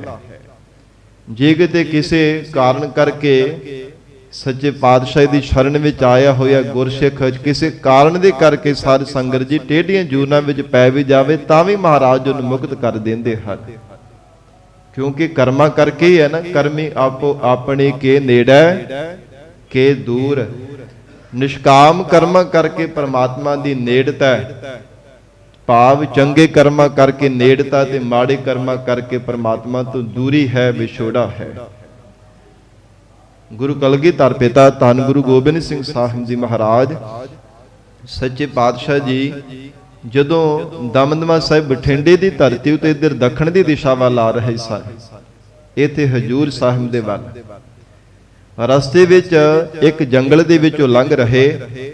ਇਤਿਹਾਸ ਵਿੱਚ ਇਹ ਸਾਧ ਸੰਗਤ ਜੀ ਸਾਖੀ ਆਉਂਦੀ ਹੈ ਗੁਰੂ ਕਲਗੀਧਰ ਪਿਤਾ ਮਹਾਰਾਜ ਸਾਹਿਬ ਜੀ ਦੀ, ਕਿ ਮਹਾਰਾਜ ਜੀ ਦੀ ਸ਼ਰਨ ਵਿੱਚ ਰਹਿਣੇ ਦਾ ਕਿੰਨਾ ਵੱਡਾ ਤੇ ਪਰਮ ਲਾਹਾ ਹੈ। ਇੱਕ ਕਿੱਕਰ ਦਾ ਰੁੱਖ, ਉਹਦੇ ਨੇੜੇ ਮਹਾਰਾਜ ਸਾਹਿਬ ਜੀ ਖਲੋਤੇ ਤੇ ਉਹਦੇ ਕਿੱਕਰ ਦੇ ਰੁੱਖ ਦੇ ਉੱਪਰ ਕਾਂ ਦਾ ਸੰਗਤ ਜੀ ਆਲਣਾ ਬਣਿਆ ਤੇ ਚਾਰ ਬੱਚੇ ਉਹਦੇ ਵਿੱਚ ਬੜੀ ਚਿਕਚਹਾਟ ਪਾ ਰਹੇ ਸਨ, ਆਵਾਜ਼ ਕਰ ਰਹੇ ਸਨ। ਮਹਾਰਾਜ ਸਾਹਿਬ ਜੀ ਨੇ ਭਾਈ ਦਇਆ ਸਿੰਘ ਜੀ ਨੂੰ ਕਿਹਾ ਕਿ ਇਸ ਕਿੱਕਰ ਦੇ ਰੁੱਖ ਦੇ ਉੱਪਰ ਚੜੋ, ਜਿਹੜੇ ਕਾਂ ਦੇ ਚਾਰ ਬੱਚੇ ਜਿਹੜਾ ਤੁਹਾਡੇ ਵੱਲ ਦੇਖੇਗਾ ਉਹਦੀ ਧੌਣ ਫੜ ਕੇ ਨਾ ਉਹਦੀ ਗਰਦਨ ਮਰੋੜ ਦੇਣੀ, ਉਹਨੂੰ ਮਾਰ ਦੇਣਾ। ਸੁਣ ਕੇ ਹੈਰਾਨਗੀ ਵੀ ਬੜੀ ਹੋਈ, ਪਰ ਮਹਾਰਾਜ ਜੀ ਦਾ ਬਚਨ ਮੋੜ ਵੀ ਨਹੀਂ ਸੁਣ ਸਕਦੇ। ਸਤ ਬਚਨ ਕਹਿ ਕੇ ਰੁੱਖ ਦੇ ਉੱਪਰ ਚੜੇ ਤੇ ਚਾਰ ਬੱਚੇ ਜਿਨੇ ਬੜੀ ਨਿਗਾਹ ਭਰ ਕੇ ਕਾਂ ਦੇ ਬੱਚੇ ਨੇ ਦੇਖਿਆ, ਉਹਦੀ ਧੌਣ ਫੜ ਕੇ ਮਰੋੜ ਦਿੱਤੀ। ਉਹ ਬਚਨ ਤਾਂ ਮੰਨ ਲਿਆ, ਪਰ ਜਦੋਂ ਹੇਠਾਂ ਆਏ ਤੇ ਆ ਕੇ ਬੇਨਤੀ ਕੀਤੀ ਬੜੀ ਹਲੇਮੀ ਦੇ ਨਾਲ, ਸੱਚੇ ਪਾਤਸ਼ਾਹ ਜੀ ਆਪ ਜੀ ਦਾ ਕੀ ਕੌਤਕ ਸੀਗਾ। ਮਹਾਰਾਜ ਛੋਟਾ ਜਿਹਾ ਬੱਚਾ, ਉਹਨੂੰ ਕਿਉਂ ਆਪ ਜੀ ਨੇ ਮੇਰੇ ਤੋਂ ਮਰਵਾਇਆ? ਤੇ ਬਾਜਾਂ ਵਾਲੀ ਸਤਿਗੁਰੂ ਜੀ ਕਹਿਣ ਲੱਗੇ, ਭਾਈ ਦਇਆ ਸਿੰਘ ਜੀ ਇਹ ਗੁਰੂ ਘਰ ਦਾ ਲਾਂਗਰੀ ਸਿੱਖ ਸੀਗਾ, ਗੁਰੂ ਘਰ ਦੇ ਵਿੱਚ ਲੰਗਰ ਦੀ ਸੇਵਾ ਕਰਿਆ ਕਰਦਾ ਸੀ, ਪਰ ਹੈ ਬੜਾ ਬੜਬੋਲਾ, ਬਹੁਤ ਗੱਲਾਂ ਕਰਦਾ, ਉੱਚੀ ਉੱਚੀ ਗੱਲਾਂ ਕਰਦਾ ਰਹਿੰਦਾ ਸੀ, ਰੌਲਾ ਪਾਉਂਦਾ ਰਹਿੰਦਾ ਸੀ।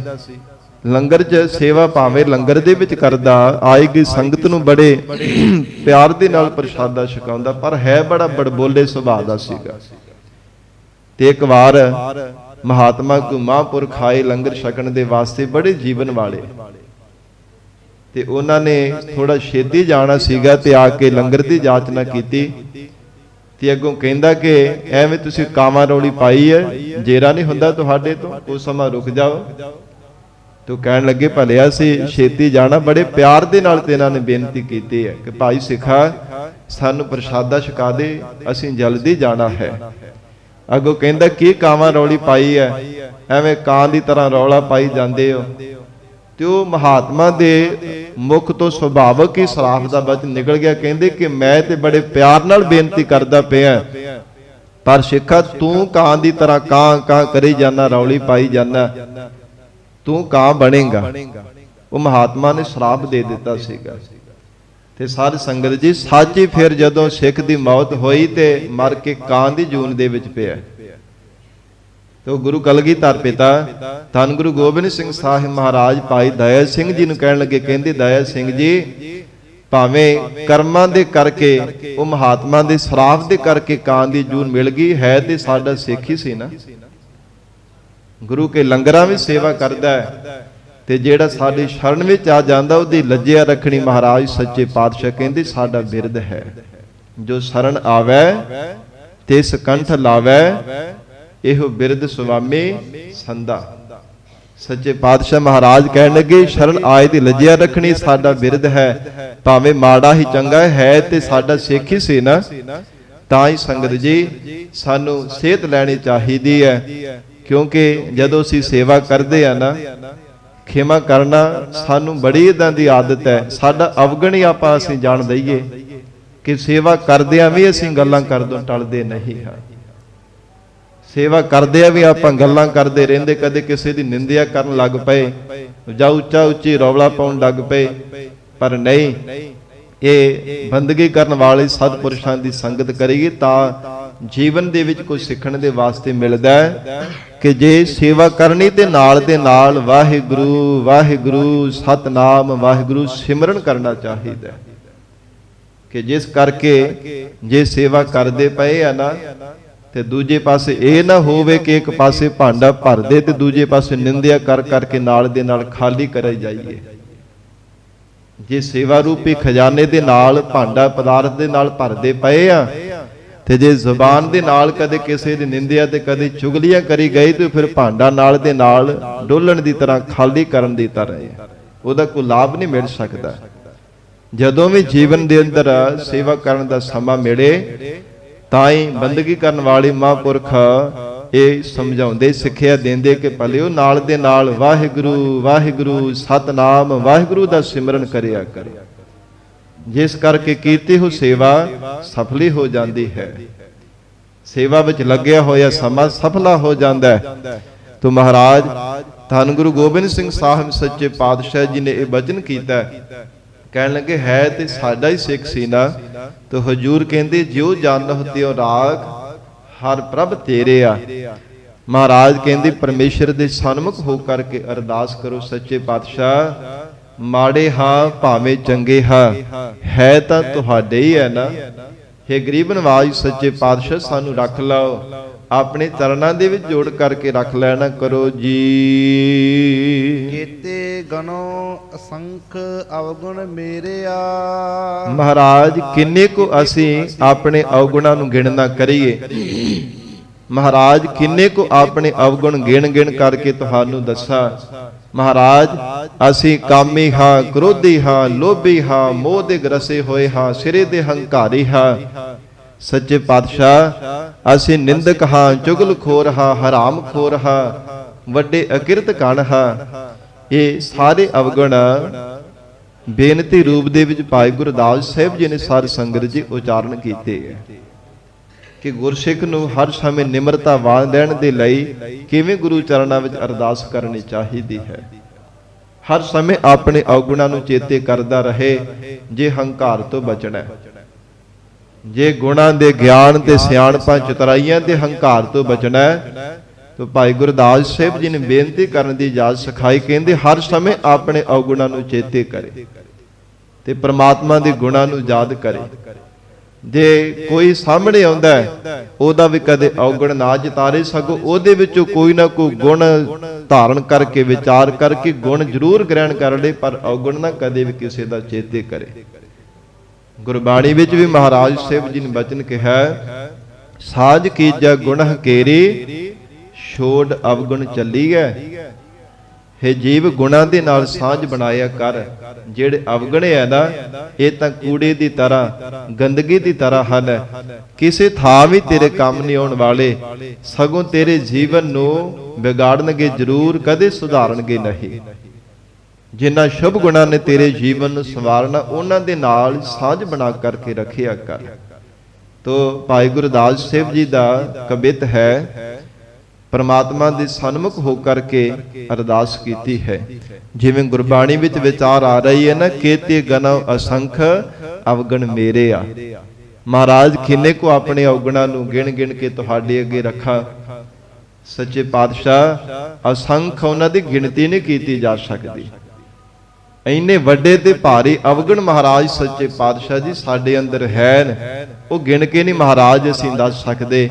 ਤੇ ਭਾਈ ਗੁਰਦਾਸ ਸਾਹਿਬ ਜੀ ਨੇ ਬੇਨਤੀ ਕਰਨ ਦੀ ਇਜਾਜ਼ਤ ਸਿਖਾਈ, ਕਹਿੰਦੇ ਹਨ ਤੋ ਸੋ ਨਾ ਨਾਥ ਅਨਾਥ ਨਾ ਮੋਹ ਸਾਰ, ਤੋ ਸੋ ਨਾ ਦਾਨੀ ਨਾ ਮੋਹ ਸੋ ਭਿਖਾਰੀ। हे ਗੁਰਸਿੱਖ ਮਹਾਰਾਜ ਜੀ ਦੇ ਸਨਮੁਖ ਹੋ ਕਰਕੇ ਨਿਤ ਅਰਦਾਸ ਕਰਿਆ ਕਰ ਸੱਚੇ ਪਾਤਸ਼ਾਹ। हे ਗਰੀਬ ਨਵਾਜ ਮਹਾਰਾਜ ਤੁਹਾਡੇ ਵਰਗਾ ਕੋਈ ਦਾਨੀ ਨਹੀਂ, ਸਾਡੇ ਵਰਗਾ ਕੋਈ ਭਿਖਾਰੀ ਨਹੀਂ ਹੈ, ਤੁਹਾਡੇ ਵਰਗਾ ਕੋਈ ਮਾਲਕ ਨਹੀਂ ਤੇ ਸਾਡੇ ਵਰਗਾ ਯਤੀਮ ਕੋਈ ਨਹੀਂ ਹੈ। हे ਗਰੀਬ ਨਵਾਜ ਸੱਚੇ ਪਾਤਸ਼ਾਹ ਇਦਾਂ ਦੀ ਸਾਡੀ ਹਾਲਤ ਹੈ। ਫਿਰ ਇੱਥੇ ਹੀ ਬਸ ਨਹੀਂ, ਮੋਸੋ ਨਾ ਦੀਨ ਦਇਆਲ ਨਾ ਤੋ ਸਾਰ, ਮੋਸੋ ਅਗਿਆਨ ਨਾ ਤੋ ਸੋ ਵਿਚਾਰੀ। ਮਹਾਰਾਜ ਸਾਡੇ ਵਰਗਾ ਗਰੀਬ ਕੋਈ ਨਹੀਂ ਹੈ, ਸੱਚੇ ਪਾਤਸ਼ਾਹ ਤੁਹਾਡੇ ਵਰਗਾ ਦਿਆਲੂ ਸੁਭਾਅ ਵਾਲਾ ਕੋਈ ਨਹੀਂ ਹੈ, ਸਾਡੇ ਵਰਗਾ ਅਗਿਆਨੀ ਬੇਸਮਝ ਕੋਈ ਨਹੀਂ ਸੰਸਾਰ ਭਰ ਦੇ ਅੰਦਰ, ਤੁਹਾਡੇ ਵਰਗਾ ਵਿਚਾਰਵਾਨ ਤੇ ਗਿਆਨਵਾਨ ਕੋਈ ਨਹੀਂ ਮਹਾਰਾਜ। हे ਸੱਚੇ ਪਾਤਸ਼ਾਹ ਮੋਸੋ ਨਾ ਪਾਤੇ ਤੇ ਨਾ ਪਾਵਨ ਤੋ ਸਾਰ, ਮੋਸੋ ਬੇਕਾਰੀ ਨਾ ਤੋ ਸੋ ਉਪਕਾਰੀ। हे ਗਰੀਬ ਨਵਾਜ ਮੇਰੇ ਵਰਗਾ ਪਾਪੀ ਕੋਈ ਨਹੀਂ ਹੈ, ਤੁਹਾਡੇ ਵਰਗਾ ਮਹਾਰਾਜ ਪਵਿੱਤਰ ਕੋਈ ਨਹੀਂ ਸੰਸਾਰ ਭਰ ਦੇ ਅੰਦਰ। ਮਹਾਰਾਜ ਪਾਪ ਕਰਮ ਕਰ ਕਰਕੇ ਅਸੀਂ ਪਾਪੀ ਬਣੇ ਆ। हे ਗਰੀਬ ਨਵਾਜ ਆਪ ਜੀ ਦਾ ਨਿਰਮਲ ਸਰੂਪ ਹੈ। ਫਿਰ ਗਰੀਬ ਨਵਾਜ ਮੋਸੋ ਨਾ ਮੋਸੋ ਬੇਕਾਰੀ ਨਾ ਤੋਸੋ ਉਪਕਾਰੀ, ਮੇਰੇ ਵਰਗਾ ਵਿਕਾਰਾਂ ਦੇ ਵਿੱਚ ਗਰਸਿਆ ਹੋਇਆ ਵਿਕਾਰੀ ਕੋਈ ਨਹੀਂ ਤੇ ਆਪ ਜੈਸਾ ਉਪਕਾਰ ਕਰਨ ਵਾਲਾ ਭਲਾ ਕਰਨ ਵਾਲਾ ਉਪਕਾਰੀ ਕੋਈ ਨਹੀਂ ਸੱਚੇ ਪਾਤਸ਼ਾਹ ਹੋ ਸਕਦਾ। ਫਿਰ ਅਗਲਾ ਬਚਨ ਕਹਿਆ ਭਾਈ ਗੁਰਦਾਸ ਸਾਹਿਬ ਜੀ ਨੇ ਉਚਾਰਨ ਕੀਤਾ, ਮੇਰੇ ਹੈ ਅਵਗਣ ਤੂੰ ਗੁਣ ਸਾਗਰ, ਜਾਤ ਰਸਾਤਲ ਓਟ ਤਿਹਾਰੀ। ਮਹਾਰਾਜ ਮੇਰੇ ਅੰਦਰ ਕੇਵਲ ਅਵਗਣ ਹੀ ਅਵਗਣ ਹਨ, ਕੋਈ ਸ਼ੁਭ ਗੁਣ ਨਹੀਂ ਹੈ ਮੇਰੇ ਅੰਦਰ। ਸੱਚੇ ਪਾਤਸ਼ਾਹ ਤੂੰ ਗੁਣਾਂ ਦਾ ਸਾਗਰ ਹੈ, ਤੂੰ ਗੁਣਾਂ ਦਾ ਸਮੁੰਦਰ ਹੈ। ਜਾਤ ਰਸਾਤਲ ਓਟ ਤਿਹਾਰੀ, ਰਸਾਤਲ ਕਹਿੰਦੇ ਨੇ ਸਾਧ ਸੰਗਤ ਜੀ ਨਰਕਾਂ ਨੂੰ, ਕਿ ਮਹਾਰਾਜ ਇਹਨਾਂ ਔਗਣਾਂ ਦੇ ਕਰਕੇ ਅਸੀਂ ਨਰਕਾਂ ਦੀ ਅੱਗ ਦੇ ਵਿੱਚ ਪਈ ਜਾ ਰਹੇ ਹਾਂ, ਨਰਕਾਂ ਦੇ ਖੂਹ ਦੇ ਵਿੱਚ ਮਹਾਰਾਜ ਬਾਰ-ਬਾਰ ਡੁੱਬਦੇ ਜਾ ਰਹੇ ਹਾਂ। ਸੱਚੇ ਪਾਤਸ਼ਾਹ ਆਪ ਜੀ ਦੀ ਸ਼ਰਨ ਗ੍ਰਹਿਣ ਕੀਤੀ ਹੈ, ਆਪ ਕਿਰਪਾ ਕਰਕੇ ਸਾਡੀ ਰੱਖਿਆ ਕਰ ਲਓ। ਆਪ ਜੀ ਦੀ ਸ਼ਰਨ ਵਿੱਚ ਆਏ ਹਾਂ ਗਰੀਬ ਨਵਾਜ, ਕਾਮ ਕ੍ਰੋਧ ਲੋਭ ਝੂਠ ਨਿੰਦਾ ਇਨ ਤੇ ਆਪ ਛਡਾਵਹੋ, ਇਹ ਭੀਤਰ ਤੇ ਇਨ ਕੋ ਡਾਰਹੋ, ਆਪਨ ਨਿਕਟ ਬੁਲਾਵਹੋ। ਮਹਾਰਾਜ ਕਿਰਪਾ ਕਰੋ, ਆਪਣੇ ਚਰਨਾਂ ਦੇ ਨਾਲ ਸਾਨੂੰ ਜੋੜ ਲਓ, ਕਿਉਂਕਿ ਮਹਾਰਾਜ ਕੀਤੀ ਗਨੋ ਅਸੰਖ ਅਵਗਣ ਮੇਰੇ ਆ। ਕਿੰਨੇ ਕੁ ਔਗਣ ਆਪ ਜੀ ਨੂੰ ਆਖ ਕਰਕੇ ਦੱਸਾਂ, ਕਿੰਨੇ ਕੁ ਔਗਣ ਮਹਾਰਾਜ ਸੱਚੇ ਪਾਤਸ਼ਾਹ ਜੀ ਬੋਲ ਕਰਕੇ ਦੱਸਣਾ ਕਰੀਏ, ਉਹਨਾਂ ਦਾ ਅੰਤ ਨਹੀਂ ਪੈਣ ਵਾਲਾ। ਇਤਨੇ ਮਹਾਰਾਜ ਸਾਡੇ ਅੰਦਰ ਔਗਣ ਹਨ। ਅਸੰਖ ਅਵਗਣ ਖਤੇ ਫੇਰੇ। हे ਪ੍ਰਮਾਤਮਾ ਅਨੇਕਾਂ ਹੀ ਅਸੰਖੀ ਮਹਾਰਾਜ ਸਾਡੇ ਅੰਦਰ ਅਵਗਣ ਹਨ, ਉਹਨਾਂ ਔਗੁਣਾਂ ਕਰਕੇ ਖਤੇ ਫੇਰੇ, ਫੇਰੇ ਨਾਮ ਫੇੜਿਆਂ ਦਾ ਹੈ। ਖਤੇ ਨਾਮ ਭੁੱਲਣ ਦਾ, ਬਾਰ-ਬਾਰ ਅਸੀਂ ਭੁੱਲਾਂ ਕਰਦੇ ਹਾਂ, ਕਦਮ ਕਦਮ ਤੇ ਬਾਰ-ਬਾਰ ਭੁੱਲ ਜਾਂਦੇ ਹਾਂ। ਗੁਰਬਾਣੀ ਵਿੱਚ ਹਜੂਰ ਦਾ ਮੁੱਖ ਵਾਕ ਆਉਂਦਾ ਹੈ ਕਿ ਮਨੁੱਖ ਜਦੋਂ ਵੀ ਪਾਪ ਕਰਮ ਕਰਦਾ, ਬੁਰਾ ਕਰਮ ਕਰਦਾ, ਇਨ ਅਵਗਣਾ ਵਿਕਾਰਾਂ ਦੇ ਅਧੀਨ ਹੋ ਕਰਕੇ ਹੀ ਕਰਦਾ ਹੈ। ਪਾਪ ਕਰਹਿ ਪੰਚਾਂ ਕੇ ਬਸ ਰੇ। ਜਦੋਂ ਵੀ ਮਨੁੱਖ ਪਾਪ ਕਰਦਾ ਨਾ, ਪੰਜਾਂ ਦੇ ਇਹਨਾਂ ਵਿਕਾਰਾਂ ਤੇ ਔਗੁਣਾਂ ਦੇ ਅਧੀਨ ਹੋ ਕਰਕੇ ਹੀ ਕਰਦਾ ਹੈ। ਸੱਚੇ ਪਾਤਸ਼ਾਹ ਮਹਾਰਾਜ ਜੀ ਨੇ ਉਚਾਰਨ ਕੀਤਾ, ਅਸੰਖ ਅਵਗਣ ਖਤੇ ਫੇਰੇ। ਮਹਾਰਾਜ ਅਣਗਿਣਤ ਸਾਡੇ ਅੰਦਰ ਅਵਗਣੇ ਹੈ, ਇਹਨਾਂ ਔਗੁਣਾਂ ਦੇ ਕਰਕੇ ਹੀ ਅਸੀਂ ਬਾਰ-ਬਾਰ ਖਤੇ ਮਹਾਰਾਜ ਭੁੱਲ ਜਾਂਦੇ, ਭੁੱਲਾਂ ਕਰਦੇ ਹਾਂ। ਹਮ ਅਪਰਾਧੀ ਸਦ ਭੂਲਤੇ ਤੁਮ ਬਖਸ਼ਨ ਹਾਰੇ। ਸੱਚੇ ਪਾਤਸ਼ਾਹ ਅਸੀਂ ਅਪਰਾਧੀ ਹਾਂ, ਅਸੀਂ ਗੁਨਹਗਾਰ ਹਾਂ। हे ਗਰੀਬ ਨਵਾਜ ਅਸੀਂ ਬਾਰ-ਬਾਰ ਭੁੱਲਣ ਹਾਰੇ ਭੁੱਲਾਂ ਕਰਦੇ ਆ, ਆਪ ਜੀ ਬਖਸ਼ਣ ਵਾਲਿਓ। ਇਤ ਪ੍ਰਤ ਸਦ ਭੂਲੀਐ। ਅਵਗਣਾਂ ਦੇ ਕਰਕੇ ਬਾਰ-ਬਾਰ ਸਾਡੇ ਫੇਰੇ ਹੋ ਰਹੇ ਨੇ ਸੰਸਾਰ ਦੇ ਅੰਦਰ। ਗਰੀਬ ਨਵਾਜ ਕਦੇ ਕਿਸੇ ਜੂਨ ਦੇ ਵਿੱਚ ਪਾਣੀ ਭਰਨ ਦੀ ਤਰ੍ਹਾਂ ਜਨਮ ਧਾਰਨ ਕਰ ਲੈਂਦੇ ਹਾਂ, ਕਦੇ ਕਿਸੇ ਜੂਨ ਦੇ ਵਿੱਚ ਇਹੋ ਬਾਰ-ਬਾਰ ਸੰਸਾਰ ਦੇ ਵਿੱਚ ਸਾਡੇ ਫੇਰੇ ਹੋ ਰਹੇ ਹੈ। ਕਿਉਂਕਿ ਨਿਤ ਪ੍ਰਤ ਸਦ ਭੁੱਲੀਐ। ਆਪ ਜੀ ਸਾਨੂੰ ਸਮਝਾਉਂਦੇ ਹੋ, ਪਰ ਮਹਾਰਾਜ ਫਿਰ ਵੀ ਅਸੀਂ ਬਾਰ-ਬਾਰ ਭੁੱਲਾਂ ਕਰਦੇ ਹਾਂ। ਆਪ ਜੀ ਸਾਨੂੰ ਸਿੱਖਿਆ ਦਿੰਦੇ ਹੋ, ਆਪ ਜੀ ਸਾਨੂੰ ਸਮਝਾਉਣ ਦੇ ਲਈ ਪਰਮ ਉਪਦੇਸ਼ ਦਿੰਦੇ ਹੋ, ਪਰ ਗਰੀਬ ਨਿਵਾਜ ਸਤਿਗੁਰੂ ਜੀ ਆਪ ਜੀ ਦੀ ਸਿੱਖਿਆ ਤੇ ਪਰਮ ਉਪਦੇਸ਼ ਨੂੰ ਵਿਸਾਰ ਕਰਕੇ ਬਾਰ-ਬਾਰ ਅਸੀਂ ਭੁੱਲਾਂ ਕਰਦੇ ਹਾਂ। ਭੁੱਲ ਕਰਕੇ ਮਹਾਰਾਜ ਅਵਗਣਾ ਭਰੇ ਮਾੜੇ ਤੇ ਪਾਪ ਕਰਮਾਂ ਨੂੰ ਕਮਾਉਂਦੇ ਰਹਿੰਦੇ ਹਾਂ। ਨਿਤ ਪ੍ਰਾਤ ਸਦ ਭੁੱਲੀਐ, ਕਿਉਂਕਿ ਕਦਮ ਕਦਮ ਤੇ ਬਾਰ-ਬਾਰ ਅਸੀਂ ਭੁੱਲਾਂ ਕਰਦੇ ਆ। ਨਿਤਾ ਪ੍ਰਤੀ ਮਹਾਰਾਜ ਭੁੱਲ ਕਰਕੇ ਪਾਪ ਕਰਮ ਕਰਦੇ ਹਾਂ। ਇਦਾਂ ਦੀ ਸਾਡੀ ਹਾਲਤ ਹੈ। ਮੋਹ ਮਗਨ ਬਿਕਰਾਲ ਮਾਇਆ। ਫਿਰ ਮਹਾਰਾਜ ਸ਼ਰੀਰਾਂ ਦਾ ਮੋਹ, ਇਹਦੇ ਵਿੱਚ ਹਰ ਸਮੇਂ ਅਸੀਂ ਗ੍ਰਸਤ ਹੋ ਕਰਕੇ ਰਹਿੰਦੇ ਹਾਂ। ਮੋਹ ਮਗਨ, ਬੜਾ ਮਗਨ ਹੋ ਕਰਕੇ, ਬੜਾ ਮਸਤ ਹੋ ਕਰਕੇ ਅਸੀਂ ਰਹਿੰਦੇ ਹਾਂ। ਸ਼ਰੀਰਾਂ ਦਾ ਮੋਹ ਹੈ, ਭਾਵੇਂ ਪਦਾਰਥਾਂ ਦੀ ਮਮਤਾ ਹੈ। ਚਿੱਤ ਸਾਡਾ ਹਰ ਸਮੇਂ ਇਹਨਾਂ ਦੇ ਵਿੱਚ ਜੁੜਿਆ ਰਹਿੰਦਾ ਹੈ। ਮੋਹ ਮਗਨ ਬਿਕਰਾਲ ਮਾਇਆ, ਬੜਾ ਭਿਆਨਕ ਰੂਪ ਹੈ ਇਸ ਪ੍ਰਬਲ ਮਾਇਆ ਦਾ, ਪਰ ਸਾਨੂੰ ਸਮਝ ਨਹੀਂ ਪੈਂਦਾ। ਸੱਚੇ ਪਾਤਸ਼ਾਹ ਇਹ ਮਾਇਆ ਦੀ ਮੋਹ ਮਮਤਾ ਦੇ ਵਿੱਚ ਹੀ ਹਰ ਸਮੇਂ ਅਸੀਂ ਗ੍ਰਸੇ ਰਹਿੰਦੇ ਹਾਂ। ਹੈ ਭਾਵੇਂ ਬੜਾ ਵਿਕਰਾਲ ਸਰੂਪ ਹੈ ਇਸ ਪ੍ਰਬਲ ਮਾਇਆ ਦਾ, ਪਰ ਸਾਨੂੰ ਮਹਾਰਾਜ ਸਮਝ ਨਹੀਂ ਪੈਂਦੀ। ਓ ਪ੍ਰਸਾਦੀ ਭੂਲੀ ਐ। ਹਾਂ ਪ੍ਰਮਾਤਮਾ ਤੁਹਾਡੀ ਪ੍ਰਸਾਦੀ ਕਿਰਪਾ ਹੋ ਜਾਵੇ ਨਾ, ਭੁੱਲੀਏ ਤਾਂ ਫਿਰ ਇਹਦੇ ਤੋਂ ਖਹਿੜਾ ਛੁੱਟ ਸਕਦਾ ਹੈ। ਵਿਕਰਾਲ ਮਾਇਆ ਤੋਂ, ਡਰਾਉਣੀ ਮਾਇਆ ਤੋਂ ਮਹਾਰਾਜ ਤਾਂ ਅਸੀਂ ਬਚ ਸਕਦੇ ਆ। ਇਹਦੀ ਮਾਇਆ ਦੀ ਮੋਹ ਮਮਤਾ ਤੋਂ ਤਾਂ ਆਜ਼ਾਦ ਹੋ ਸਕਦੇ ਹਾਂ। ਤਾਂ ਪ੍ਰਸਾਦੀ ਜੀ ਤੁਹਾਡੀ ਕਿਰਪਾ ਹੋ ਜਾਵੇ, ਕਿਉਂਕਿ ਤੁਹਾਡੀ ਕਿਰਪਾ ਕਰਕੇ ਹੀ ਤੁਹਾਡਾ ਨਾਮ ਜਪਿਆ ਜਾਂਦਾ ਹੈ। ਤੁਹਾਡੀ ਕਿਰਪਾ ਕਰਕੇ ਹੀ ਗੁਰੂ ਸ਼ਰਨ ਵਿੱਚ ਆਇਆ ਜਾਂਦਾ ਹੈ। ਤੁਹਾਡੀ ਕਿਰਪਾ ਕਰਕੇ ਹੀ ਮਹਾਰਾਜ ਜੀ ਦੇ ਉਪਦੇਸ਼ ਨੂੰ ਸੁਣ ਕੇ ਮੰਨਿਆ ਜਾਂਦਾ, ਮੰਨ ਕੇ ਜੀਵਨ ਦੇ ਵਿੱਚ ਕਮਾਈ ਕੀਤੀ ਜਾਂਦੀ ਹੈ। ਸੱਚੇ ਪਾਤਸ਼ਾਹ ਤਾਂ ਪ੍ਰਸਾਦੀ ਘੁਲੀ ਹੈ। ਤੁਹਾਡੀ ਕਿਰਪਾ ਹੋ ਜਾਵੇ ਤਾਂ ਇਸ ਮਾਇਆ ਦੀ ਪ੍ਰਬਲ ਬੰਧਨਾਂ ਤੋਂ ਮਹਾਰਾਜ ਖਹਿੜਾ ਛੁੱਟ ਸਕਦਾ, ਤਾਂ ਸੁਤੰਤਰ ਹੋ ਕਰਕੇ ਜੀਵਨ ਮੁਕਤੀ ਦਾ ਆਨੰਦ ਮਾਣ ਸਕਦੇ ਹਾਂ। ਲੋਕ ਕਰਤ ਬਿਕਾਰ ਬਿਖੜੇ। ਫਿਰ ਮਹਾਰਾਜ ਸੱਚੇ ਪਾਤਸ਼ਾਹ ਲੋਕ ਕਰਕੇ ਅਸੀਂ ਵਿਕਾਰਾਂ ਭਰੇ ਪਾਪ ਕਰਮ ਕਰਦੇ ਹਾਂ। ਮਹਾਰਾਜ ਲੋਕਾਂ ਤੋਂ ਓਲੇ ਹੋ ਕਰਕੇ, ਪੜਦੇ ਓਲੇ ਹੋ ਕੇ ਮਹਾਰਾਜ ਅਸੀਂ ਪਾਪ ਕਰਮ ਕਰਦੇ ਹਾਂ। ਇੰਨੇ ਜ਼ਿਆਦਾ ਸਾਡੇ ਅੰਦਰ ਅਵਗਣੇ ਹੈ। ਲੋਕਾਂ ਦੇ ਅੱਖੇ ਘੱਟਾ ਤਾਂ ਪਾ ਲਿਆ, ਪਰ ਪ੍ਰਮਾਤਮਾ ਤੁਹਾਡੇ ਤੋਂ ਕੌਣ ਕੋ ਲੁਕ ਸਕਦਾ ਹੈ। ਸਤਿਗੁਰੂ ਜੀ ਦਾ ਸੋਰਠ ਰਾਗ ਦੇ ਵਿੱਚ ਬਚਨ ਆਉਂਦਾ ਹੈ, ਹੇ ਜੀਵਾ ਕਿੰਨੇ ਭਾਵੇਂ ਤੂੰ ਅਨੇਕਾਂ ਪੜਦਿਆਂ ਓਲੇ, ਦਰਵਾਜ਼ਿਆਂ ਓਲੇ ਹੋ ਕਰਕੇ ਤੂੰ ਪਾਪ ਕਰਮ ਕਰਦਾ ਹੈ, ਪਰ ਜਦੋਂ ਧਰਮਰਾਜੇ ਨੇ ਤੇਰੇ ਤੋਂ ਲੇਖਾ ਮੰਗਣਾ, ਫਿਰ ਕਾਹਦਾ ਪੜਦਾ ਰਹਿਣਾ। ਫਿਰ ਤਾਂ ਸਾਰਾ ਕੁਝ ਜ਼ਾਹਰ ਹੋ ਜਾਣਾ ਹੈ। ਜਿੱਦਾਂ ਦੇ ਤੂੰ ਪਾਪ ਕਰਮ ਕੀਤੇ ਹੋਣਗੇ, ਚੰਗੇ ਮੰਦੇ ਕਰਮ ਸਾਰੇ ਕੁਝ ਜ਼ਾਹਰ ਹੋ ਜਾਣੇ ਆ। ਸੱਚੇ ਪਾਤਸ਼ਾਹ ਹਜੂਰ ਦਾ ਗੁਰਬਾਣੀ ਵਿੱਚ ਬਚਨ ਆਉਂਦਾ, ਮਾਇਆ ਮੋਹ ਮਗਨ ਅੰਧਿਆਰੈ, ਦੇਵਨਹਾਰ ਨਾ ਜਾਣੈ। ਸੱਚੇ ਪਾਤਸ਼ਾਹ ਮਹਾਰਾਜ ਕਹਿੰਦੇ, ਜਿਸ ਅਕਾਲ ਪੁਰਖ ਪ੍ਰਮਾਤਮਾ ਨੇ ਸਾਰੀਆਂ ਦਾਤਾਂ ਦਿੱਤੀਆਂ ਨੇ, ਉਸ ਨੂੰ ਪ੍ਰਮਾਤਮਾ ਨੂੰ ਜਾਣਦਾ ਹੀ ਨਹੀਂ ਹੈ। ਇਹ ਜੀਵ ਇੰਨਾ ਜ਼ਿਆਦਾ ਮਾਇਆ ਦੀ ਮੋਹ ਮਮਤਾ ਵਿੱਚ ਗ੍ਰਸਤ ਹੋਇਆ ਫਿਰਦਾ, ਸਿਰੇ ਦਾ ਹੰਕਾਰੀ ਬਣ ਜਾਂਦਾ ਹੈ। ਦੇਣ ਵਾਲੇ ਦਾਤਾ ਨੂੰ, ਉਸ ਪ੍ਰਮਾਤਮਾ ਨੂੰ, ਪਰਮੇਸ਼ਰ ਦਾਤੇ ਨੂੰ ਕਦੇ ਵੀ ਜਾਣਦਾ ਨਹੀਂ ਹੈ। ਜੀਉ ਪਿੰਡ ਸਾਜ ਜਿਨ ਰਚਿਆ, ਬਲ ਆਪਣੋ ਕਰ ਮਾਨੈ। ਜੋ ਕੁਝ ਪ੍ਰਮਾਤਮਾ ਨੇ ਸਿਰਜਿਆ, ਜੀਉ ਜਿੰਦ ਹੈ, ਸਰੀਰ ਰੂਪੀ ਪਿੰਡ ਹੈ, ਪ੍ਰਮਾਤਮਾ ਨੇ ਜਿੰਦ ਜਾਣੇ ਦੇ ਵਿੱਚ ਪਾਈ ਹੈ। ਕਿੰਨੇ ਸੁੱਖ ਸਹੂਲਤਾਂ ਦਿੱਤੀਆਂ ਨੇ, ਸਭ ਕੁਝ ਭੁਲਾ ਕੇ ਤੇ ਮਹਾਰਾਜ ਕਹਿੰਦੇ ਆਪਣੇ ਬਲ ਕਰਕੇ ਜਾਣਦਾ ਕਿ ਸਭ ਕੁਝ ਮੇਰਾ, ਮੈਂ ਕਮਾਇਆ, ਮੈਂ ਸੰਚਿਤ ਕੀਤਾ, ਸਭ ਕੁਝ ਮੈਂ, ਮੇਰੇ ਵਿੱਚ ਹੀ ਹਰ ਸਮੇਂ ਲੱਗਾ ਰਹਿੰਦਾ। ਫਿਰ ਮਹਾਰਾਜ ਕਹਿੰਦੇ ਮਨ ਮੂੜੇ ਦੇਖ ਰਹੇ ਹੋ ਪ੍ਰਭ ਸੁਆਮੀ, ਜੋ ਕਿਛ ਕਰਹਿ ਸੋਈ ਸੋਈ ਜਾਣਹਿ, ਰਹਿ ਨ ਕਛੁ ਵੈ ਛਾਨੇ। ਐਵੇਂ ਮਨਾ ਤੇਰੇ ਮਨ ਵਿੱਚ ਭੁਲੇਖਾ ਨਾ ਰਹੇ ਕਿ ਮੈਨੂੰ ਕੋਈ ਦੇਖਦਾ ਨਹੀਂ, ਮੈਨੂੰ ਕੋਈ ਸੁਣਦਾ ਨਹੀਂ। ਉਹ ਪ੍ਰਮਾਤਮਾ ਸਭ ਕੁਝ ਸੁਣਦਾ ਵੇਖਦਾ, ਕਿਉਂ ਮੁੱਕਰ ਪਿਆ ਜਾਏ। ਪ੍ਰਮਾਤਮਾ ਤੋਂ ਨਹੀਂ ਕਦੇ ਵੀ ਕੋਈ ਮੁੱਕਰ ਸਕਦਾ। ਬੰਦੇ ਤੋਂ ਬੰਦਾ ਮੁੱਕਰ ਜਾਊ, ਲੱਖਾਂ ਵਾਰ ਭਾਵੇਂ ਮੁੱਕਰ ਜਾਵੇ, ਅੱਖੀ ਘੱਟਾ ਪਾ ਦੇਵੇ, ਪਰ ਸੰਗਤ ਜੀ ਪ੍ਰਮਾਤਮਾ ਤੋਂ ਨਹੀਂ ਕਦੇ ਕੋਈ ਮੁੱਕਰ ਸਕਦਾ।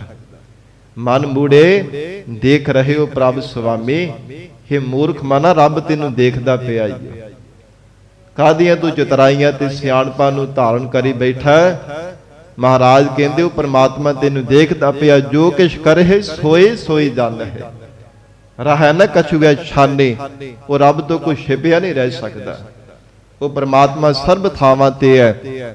ਔਰ ਹਜੂਰ ਦੇ ਬਚਨ ਆਉਂਦੇ ਹਨ, ਅਨੇਕ ਪੜਦੇ ਮਹਿ ਕਮਾਵੈ ਬੇਕਾਰ, ਖਿਨ ਮਹਿ ਹੋਏ ਪ੍ਰਗਟ ਸੰਸਾਰ। ਅਨੇਕਾਂ ਪੜਦੇ ਆ ਓਲੇ ਹੋ ਕੇ, ਭਾਵੇਂ ਕੋਈ ਬੰਦਾ ਪਾਪ ਕਰਮ ਕਰ ਲਵੇ, ਕੋਈ ਕਰਮ ਕਰ ਲਵੇ, ਪਰ ਸੱਚੇ ਪਾਤਸ਼ਾਹ ਕਹਿੰਦੇ ਜੇ ਪ੍ਰਮਾਤਮਾ ਅਜੇ ਤਾਂ ਪੜਦੇ ਪਾਉਂਦਾ ਪਿਆ, ਜੇ ਪ੍ਰਗਟ ਕਰਨਾ ਚਾਹੇ ਤੇ ਖਿਨ ਮਾਤਰ ਸਮੇਂ ਵੀ ਸਾਰੇ ਸੰਸਾਰ ਦੇ ਸਾਹਮਣੇ ਪ੍ਰਗਟ ਹੋ ਜਾਂਦਾ ਹੈ ਕਿ ਇਹ ਬੰਦਾ ਕੋ ਕਰਮੀ ਹੈ, ਇਹ ਪਾਪੀ ਹੈ, ਇਹ ਹਤਿਆਰਾ ਹੈ, ਚੋਰ ਹੈ ਜਾਂ ਨਿੰਦਕ ਹੈ, ਕੁਝ ਵੀ ਕਹਿ ਲਓ। ਮਹਾਰਾਜ ਕਹਿੰਦੇ ਪ੍ਰਮਾਤਮਾ ਜੀ ਪੜਦੇ ਪਾਉਂਦਾ ਪਿਆ ਪੂਰਬਲੇ ਤੇਰੇ ਕੋਈ ਚੰਗੇ ਕਰਮਾਂ ਦੇ ਕਰਕੇ। ਤੇ ਜਿਸ ਦਿਨ ਪ੍ਰਮਾਤਮਾ ਨੇ ਪੜਦਾ ਨਾ ਪਾਇਆ, ਖਿਨ ਮਹਿ ਪ੍ਰਗਟ ਹੋਏ ਸੰਸਾਰ, ਖਿਨ ਮਾਤਰ ਸਮੇਂ ਵਿੱਚ ਹੀ ਸਾਰੇ ਮਹਾਰਾਜ ਕਹਿੰਦੇ ਤੇਰੇ ਪੜਦੇ ਜ਼ਾਹਰ ਹੋ ਜਾਣੇ ਹਨ। ਇਸ ਕਰਕੇ ਹਜੂਰ ਨੇ ਉਚਾਰਨ ਕੀਤਾ ਹੈ, ਧਰਮ ਰਾਏ ਜਬ ਲੇਖਾ ਮੰਗੇ ਤਬ ਕੌਣ ਪੜਦਾ ਤੇਰਾ ਢੱਕ ਹੈ। ਉਦੋਂ ਕਿਸ ਨੇ ਤੇਰਾ ਪੜਦਾ ਢੱਕਣਾ, ਕਿਸੇ ਨੇ ਮਹਾਰਾਜ ਕਹਿੰਦੇ ਤੇਰੇ ਸਹਾਇਕ ਨਹੀਂ ਬਣਨਾ। ਸੱਚੇ ਪਾਤਸ਼ਾਹ ਹਜੂਰ ਕਹਿੰਦੇ ਲੋਕ ਕਰਤ ਬੇਕਾਰ ਬਿਖੜੇ, ਬੜੇ ਕਠਿਨ ਹੈ ਮਹਾਰਾਜ, ਇਹਨਾਂ ਦਾ ਫਲ ਭੋਗਣਾ ਬੜਾ ਦੁੱਤਰ ਹੈ, ਬੜਾ ਵਿਖੜਾ ਹੈ, ਬੜਾ ਕਠਿਨ ਹੈ, ਬਹੁਤ ਔਖਾ ਹੈ। ਪਰ ਸੱਚੇ ਪਾਤਸ਼ਾਹ ਐਸੀ ਸਾਡੀ ਮੱਤ ਤੇ ਪੜਦਾ ਪਿਆ ਹੋਇਆ ਮਹਾਰਾਜ, ਭਰਮ ਦਾ ਪੜਦਾ ਐਸੀ ਸਾਡੀ ਮੱਤ ਤੇ ਪਿਆ, ਲੋਕ ਕਰਤ, ਫਿਰ ਵੀ ਮਹਾਰਾਜ ਲੁਕ ਕੇ ਅਸੀਂ ਪਾਪ ਕਰਮ ਕਰੀ ਜਾਂਦੇ ਹਾਂ। ਪ੍ਰਭ ਨੇੜਹੁ ਤੇ ਨੇੜਿਆ, ਉਹ ਪ੍ਰਮਾਤਮਾ ਨੇੜੇ ਤੋਂ ਨੇੜੇ ਵਸਦਾ ਹੈ, ਪਰ ਸੱਚੇ ਪਾਤਸ਼ਾਹ ਕਹਿੰਦੇ ਜੀਵ ਫੇਰ ਵੀ ਲੁਕ ਕਰਕੇ ਪਾਪ ਕਰਮ ਕਰੀ ਜਾਂਦਾ ਹੈ, ਕਰੀ ਜਾਂਦਾ ਹੈ। ਸੱਚੇ ਪਾਤਸ਼ਾਹੀ ਦਾ ਕਰੇ ਵੀ ਮਨ ਵਿੱਚ ਡਰ ਨਹੀਂ ਧਾਰਨ ਕਰਦਾ, ਪਰ ਸਤਿਗੁਰੂ ਜੀ ਤਾਂ ਅੰਤਰਜਾਮੀ ਹਨ।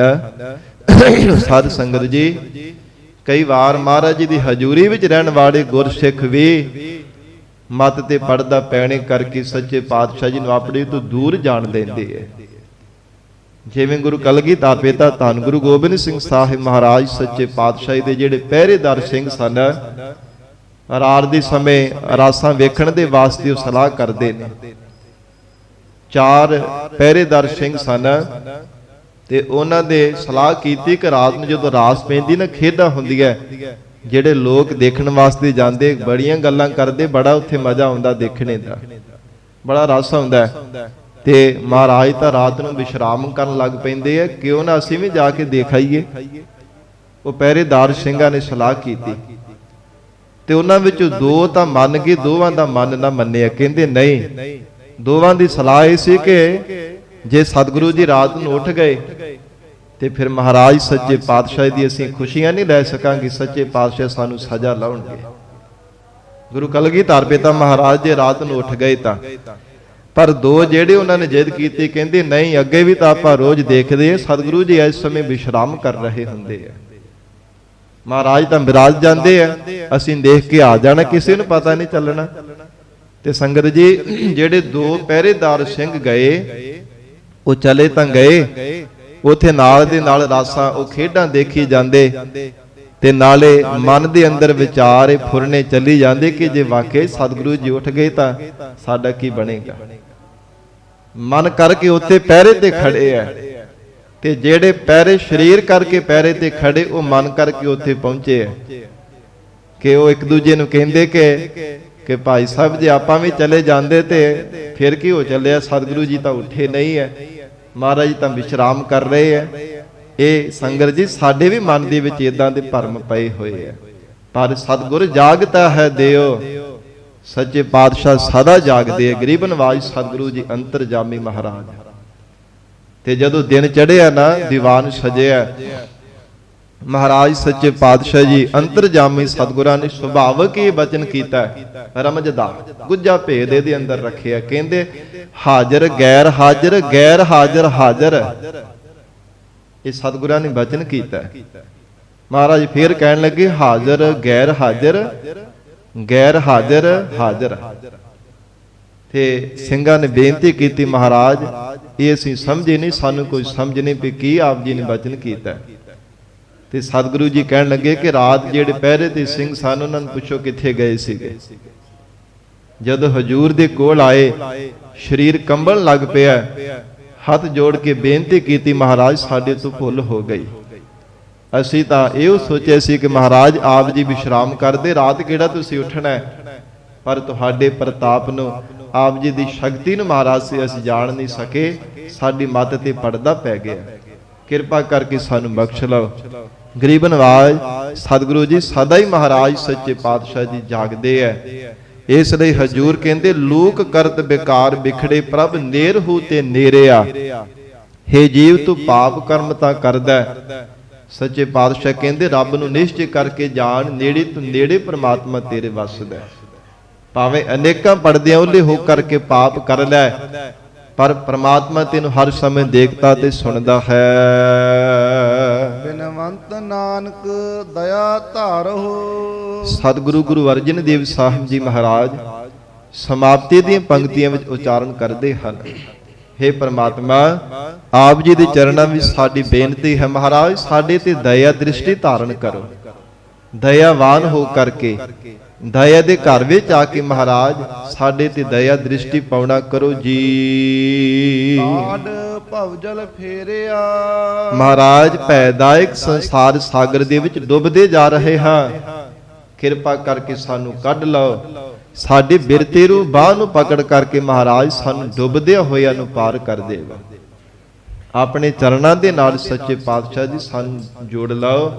ਮਹਾਰਾਜ ਨਾਮ ਰੂ ਬੇੜੇ ਵੀ ਸਾਨੂੰ ਚੜ੍ਹ ਕਰਕੇ ਮੁਕਤੀ ਰੂਪ ਕਿਨਾਰੇ ਤੇ ਪਹੁੰਚਾ ਦੇਵੋ। ਕਾਢ ਭਵਜਲ ਫੇਰਿਆ, ਕਿਉਂਕਿ ਸੱਚੇ ਪਾਤਸ਼ਾਹ ਇਹ ਅਥਾਹ ਸੰਸਾਰ ਸਮੁੰਦਰ ਦੇ ਵਿੱਚੋਂ ਪਾਰ ਹੋਣ ਦੀ ਸਾਨੂੰ ਜਾਚ ਹੀ ਨਹੀਂ ਹੈ।